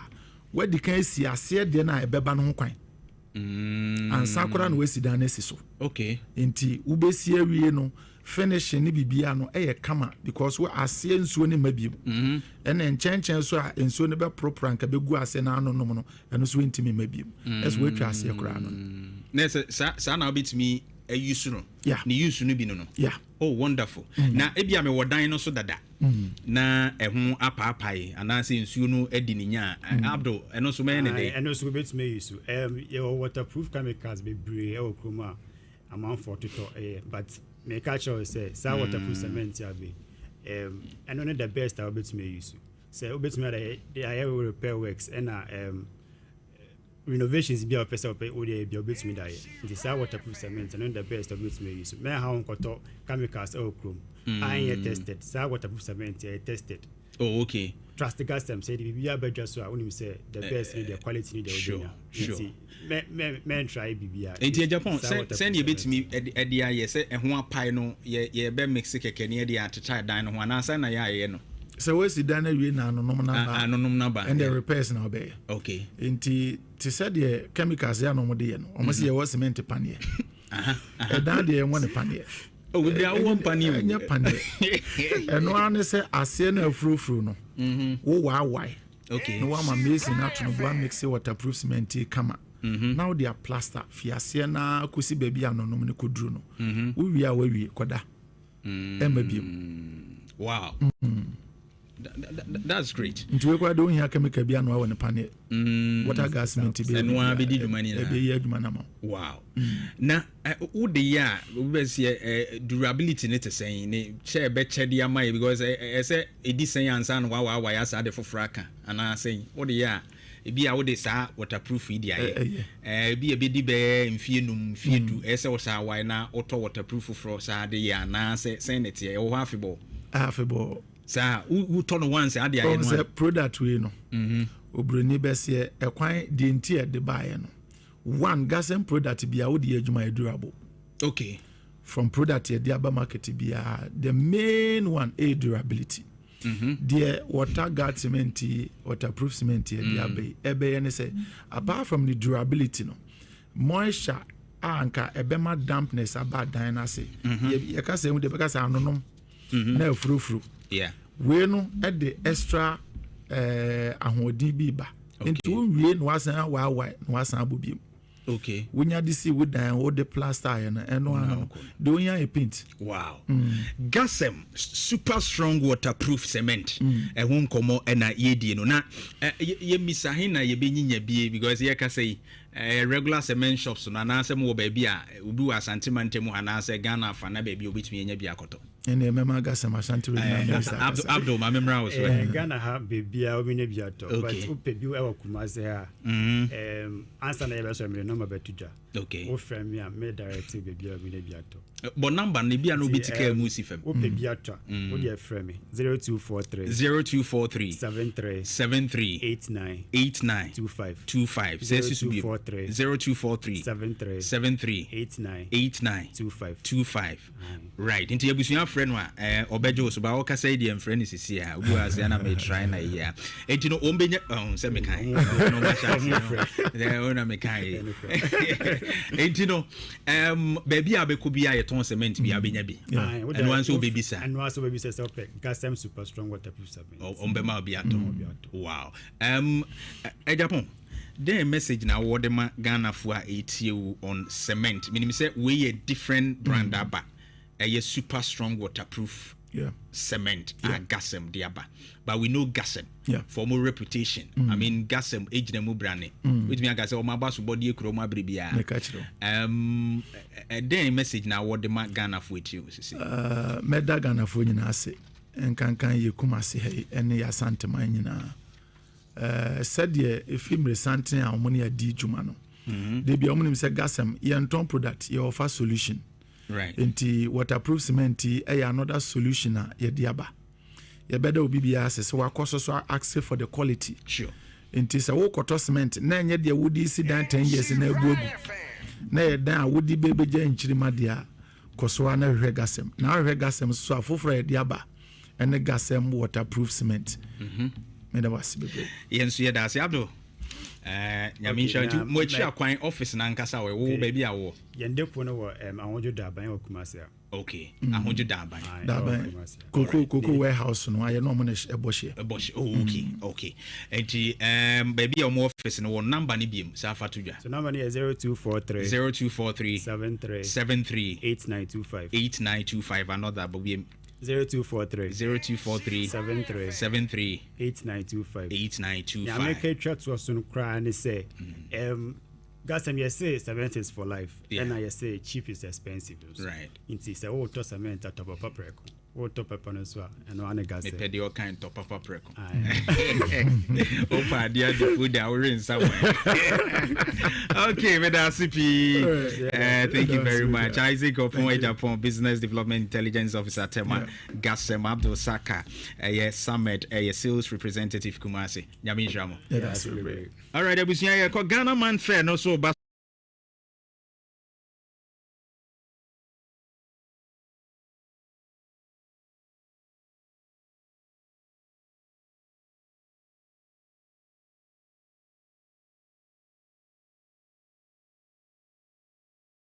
to me a celebrity Ghana your independence ni ye unim se manti nyina ye kai Ghana ye she made in Ghana any ade anti wo hwe mafade ne ye nyina no Ghana nsa no Ghana National Chamber of Commerce and Industry Kumasi branch ene Insura 104.5 number 1 account radio station ya kabo mu a ye de dwumadi no ebro kwansoro nkoso kra Ghana manti tinu anze obefre number is mpese mu de mu ho hye mu abi akuaku onwumaku ahodo ampese mo so mo participate no obefre 0244 729 510 0244 729 510 Ghana Man Fair any de bro made in Ghana excellence no beya shronko cry 27th of this month to 29th into 27th Friday ekusi Sunday which is 29th and na basu Kumasi City Mall month yemu yina ye enjoy Ghana yindi Ghana yenshe Ghana na bibia enye Ghana pa meba isia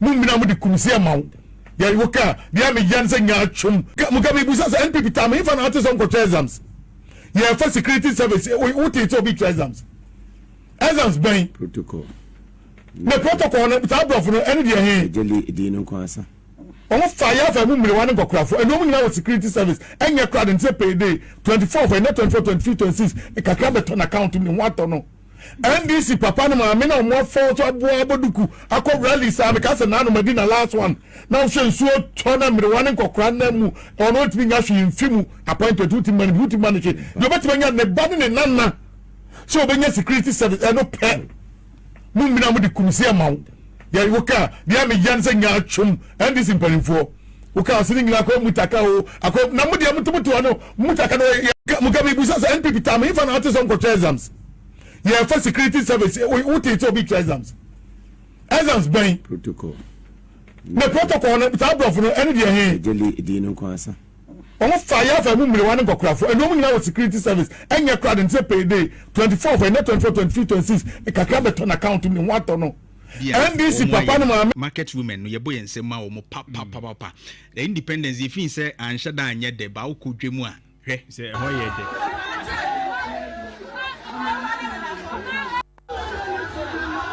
there be independence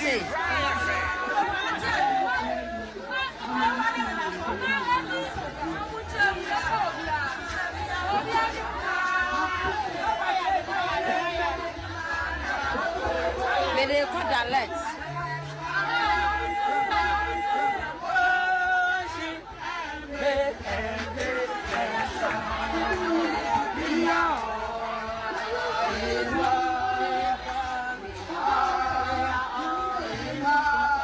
the MFN say ubemu say omo eton jeni omo eton bode kwadu omo eton chese no ma bebre menken omo nyina de bia soasoa e na wo mama odi ani mo ye good pa we yeah so le lead left right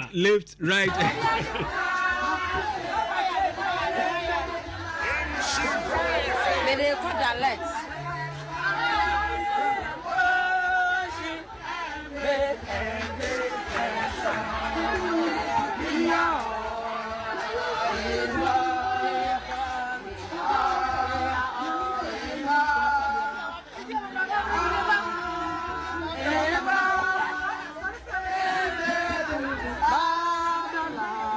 Merci we oma to ni ye pa yes oma to ni ye pa Ghana arise Ghana youth for your oma to ni ye yes oh me say your politicians if you crowd the pledge in this we no mo ntimi etie ma me no mo ayade mo akire se Ghana no mo do Ghana ahwe ma me mpanimfo nko a wo nhye da hu maba wafo wum ma me mpanimfo nko a na enye cutting cost ya ka Jubilee Park bu course I kati ama adi ya hu bi wo ho omo so aye and so here na make us every corner you are yes ubet me brighten the corner baby I dem say we are all involved baby I will be on so omo wodwemu but omo antwen say invite ye me display omo aye omo de and omo de abetu social media e kire wo say baby I will be an say wodwene wo man no nko ade a free upem ye de obet me bo a wo man no ye ni dwa kakra yeah call high sense for akachi no say ye mo amane nyoma no obusu a etete so say de be ya so nsa betimi aka bi entino eba no eye home appliances ne dia wo pepa pa dia na akachi na akwakoto di afri ne bo nso eda form pa enya asem keto Ghana de mantam dunsia no ba bia wa bie eye no kraba tane bi enso e ho enti eba no eye bibi ti say washing machine no eba no say eye rice cooker no gas cookers ne de ka ho no microwaves ahodo ne nyina no ye konya akwakoto enso e de free na akachi mpacho kasamfonyini ene kasavidi ahodo ne nyina no ya de high sense okwa wonsa betimi enso akabie medical akachi osamantam dunsia ne de ba bia ba awura bia no ya de se ne ho enso ebon eye mantam no emu 0302550000 0302550000 na fe no watimi any high sense for so at train and commo was high sense everyday prices for everyday people na eye Kulun Ghana Limited for Siankancho say what the eye hunchun capsules no e dia ba edi mema na sem de ma omo papa cho be me okọ eye akwadwonso timi fe osia sebi kafra cho abonje ohia Johnson ha dwede bebre wo be ya Johnson ma eti Johnson ya ni nyina no eyi e dia fe enso e dia ma na aboa ma no ma timi akonkan pa cho prostate no so no hwene timi enso atwe ade yi e dia fi ni paduade mu amanyoma atimi akonkan wasanso de Mr. Kill no e dia ba edi mema na sem de ma papa anya sam ketwa empasro agudie no ekoyi edma emrante na ne kokrakra wo fa Mr. Kill no eboa wo mo a enya sam ketwa tenkana te akofo ma eboa am wanyo atenka no na afi wetima wudowura ye na won samra ne miwura no won setimi akansa de se na efata eno eyo awarefo no na araba bazin tablet no so eboa ema na enya sam asam ketwa mepacho afigikom ya de ahodo no nyina no eyi enso ade afiri ho wo ye oba ne ase a wo ho ayeden bomoden na araba bazen tablet no ma wonsa enso enkabinetimi emwa pharmacy shops herbal shops and chemical shops ahodo enso aton eye enru ahodo no nyina no yato eye apetimu a enya asam ketwa 0244 275 429 0244 275 429 na fe no eye Kunyun Ghana Limited phone no ahodo no wonsa enso atimi akabi amanoma akonkan amanone rural bank na wanum aba wasem nkanto says kakra bia mapa ene obia na omo enya nkitawudie na omo eboa wasifo sika bia na onye nto ebre sevatem setimi akanya so ode to onum so no ode to sa keke ayade se interest beba ho so anwu emfa so de beba ho na timi aboa wo pebosian so de du dwumadie biara ene akuafo tituru wasem mra magi sika emfa nkose muku ayonimu na afemfa so de entimi mra so enso emfama mo ma bibia enkonkan na ebia ya oya bosumi adwuma na waketua ma opebosia de twaje ho wose bra obema bi amanoma so atimi akonkan head office no ewo hinahini mepacho lorry station ho no mo ye ben ho asafo market wo so no ye ben VVIP bus terminal ho no mo ntino osen so enso edamayen kama ebu akwatafo ba bia ni ho no mo nyina no esre so ye bia nkrabatan bi enso ewo ho 0208 007254 and 0243 270734 na fe no eye amano no rural bank for when one enso atimi atwetwe nkomo no matimi aboa we PLC Ghana Limited eno amu eni komoi na mepacho Dominion Herbal Powder no eno so eboa yo na ama ene no yade awodo a egie ni padua no eboso titru eba ni tipaye paul se gagaga untrimu twetwon odwon a enje yade awodo no nyina no Dominion Herbal Powder wasipebi na ope atene ade nkokonso anwu na wate de aguso wote de guso pe pensuo hie de na ho no na de agum na afi obo no guna anopa no unum wia na afi opaduane de aguso mepacho anwumra ne de yebepa bibia di ansane anom Dominion Herbal Powder no enso de aguso na aboa manoma enso atimi akonkan de ama mepacho pharmacy chemical and herbal shops awodo nyina mu no yato apetimu sanso na ba Insura FM fidiamia no ma yaboba na no wonom so no ade so sabetimi enso akadrebi 0245 45 740 and 0543 158195 and no Dominion Herbal Powder no maunsa entimi enkabi blueprint DNA test ni nie mepacho bomoden ye dia hyew ye se ye oba wugitum se nyawa bomoden ye nkone ko hwehwemu ni antwe se abofra na ye oba na se nya oba no yetimi enso ahunudie atwemu na wasiwe no mfa se abofra no wo hye ye furu ni mu anase awu na ba tia so asase so ni nyina obetimi aboa no ye test no enso dama ne buo so eda form ye yes mantam du se ni nyina be hu ye na chiri kwan na afi wo so watimi aba hwe na no makonkasa timantam de asafo senate wo ena mpacho ye ben no pa 0547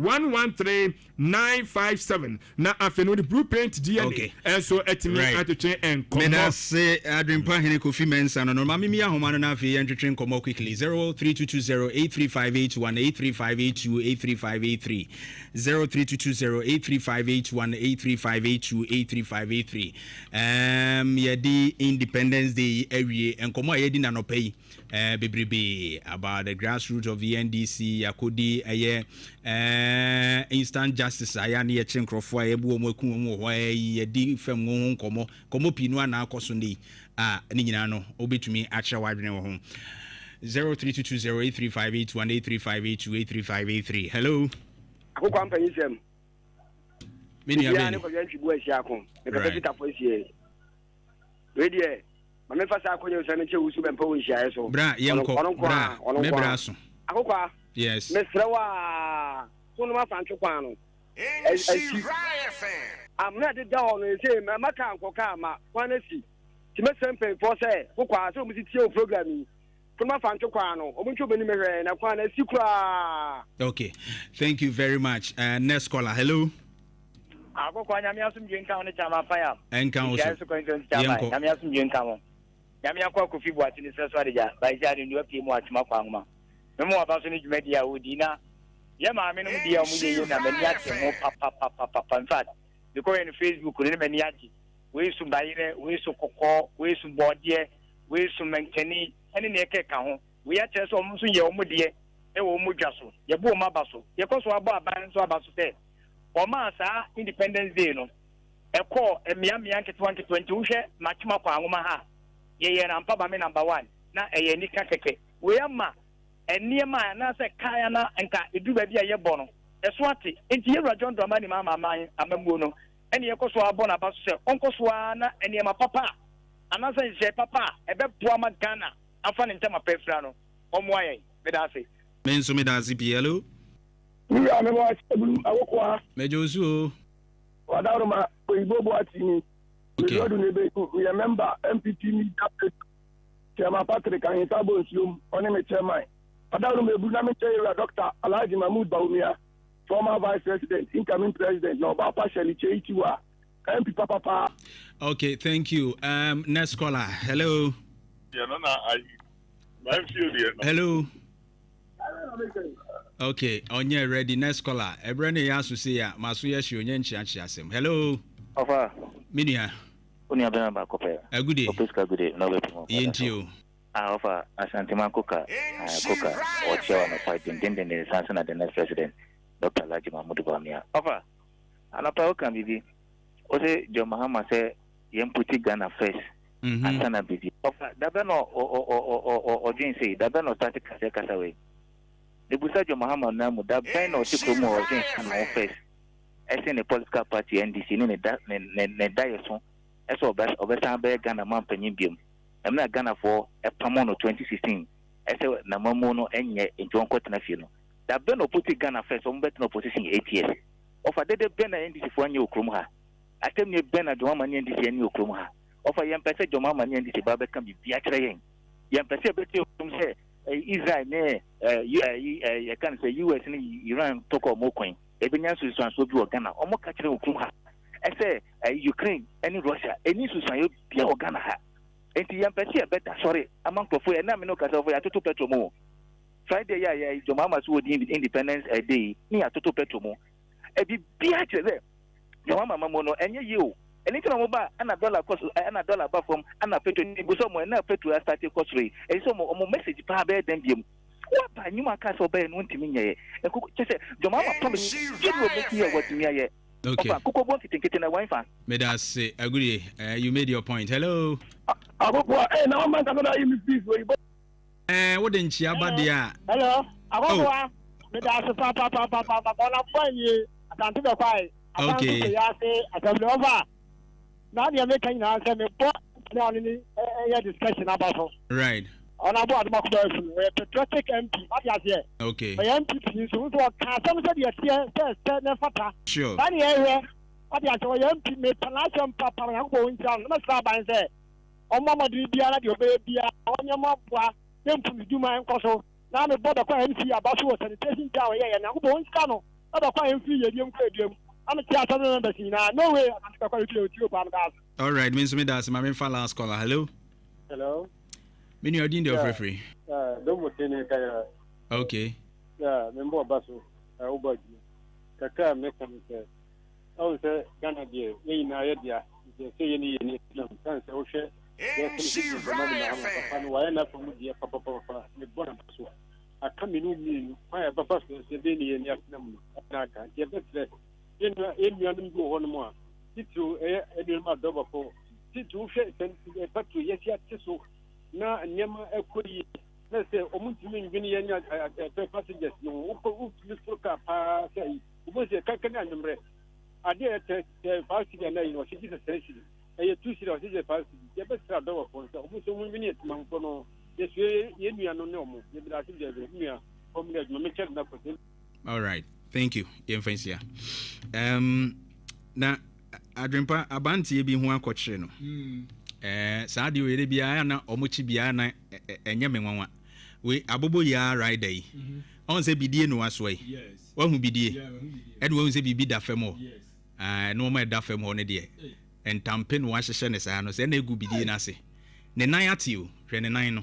Everybody. Yeah. Papa as well. You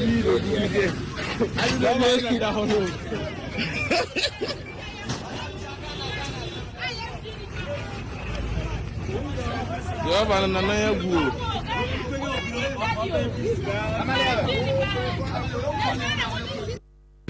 Accident ni si ya bidena papa eso a wi lo bide la ma ki da hono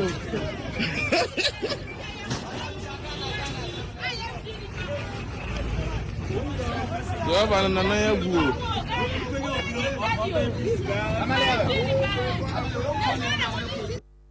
accident ni si ya bidena papa eso a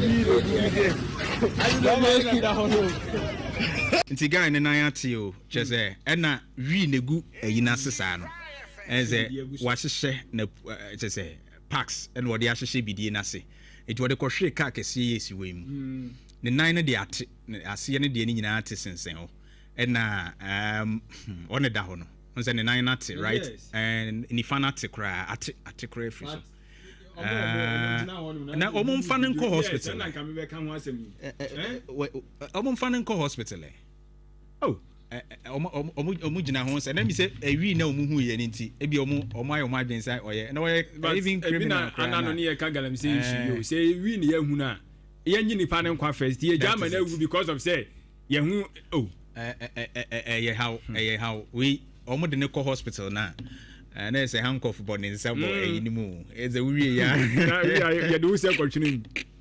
so tro mi enu enubɔne no ho dwadie ne deɛ ɛsɛ ɛkɔ so paa o ɛkɔ so na wohwɛ wei wobɛka sɛ bidie na ɔde kɔ yes but enubɔne egu aseɛ na nya asɛm ketewa wadwe ma so da ti nyɛ nkwanhyia na bia asi kra wohu sɛ wɔde wobɛhu sɛ bidie na ɔde twam but na no magu ase nti I think sɛ checkpoint no so policefoɔ no so ya na cars akɛseɛ na nka mehu ne saa yeah mo no di bottle no bebre na no mo di bia hyehyɛ aseɛ ba abobo ya o say the o picking intelligence no mo so form adwon because this we say mo target car kɛseɛ no ti abobo ya de wo de na beba utrim e ma utrim da ti ya asɛm ebusia yɛgye na afi yɛmfa winsia insha 104.5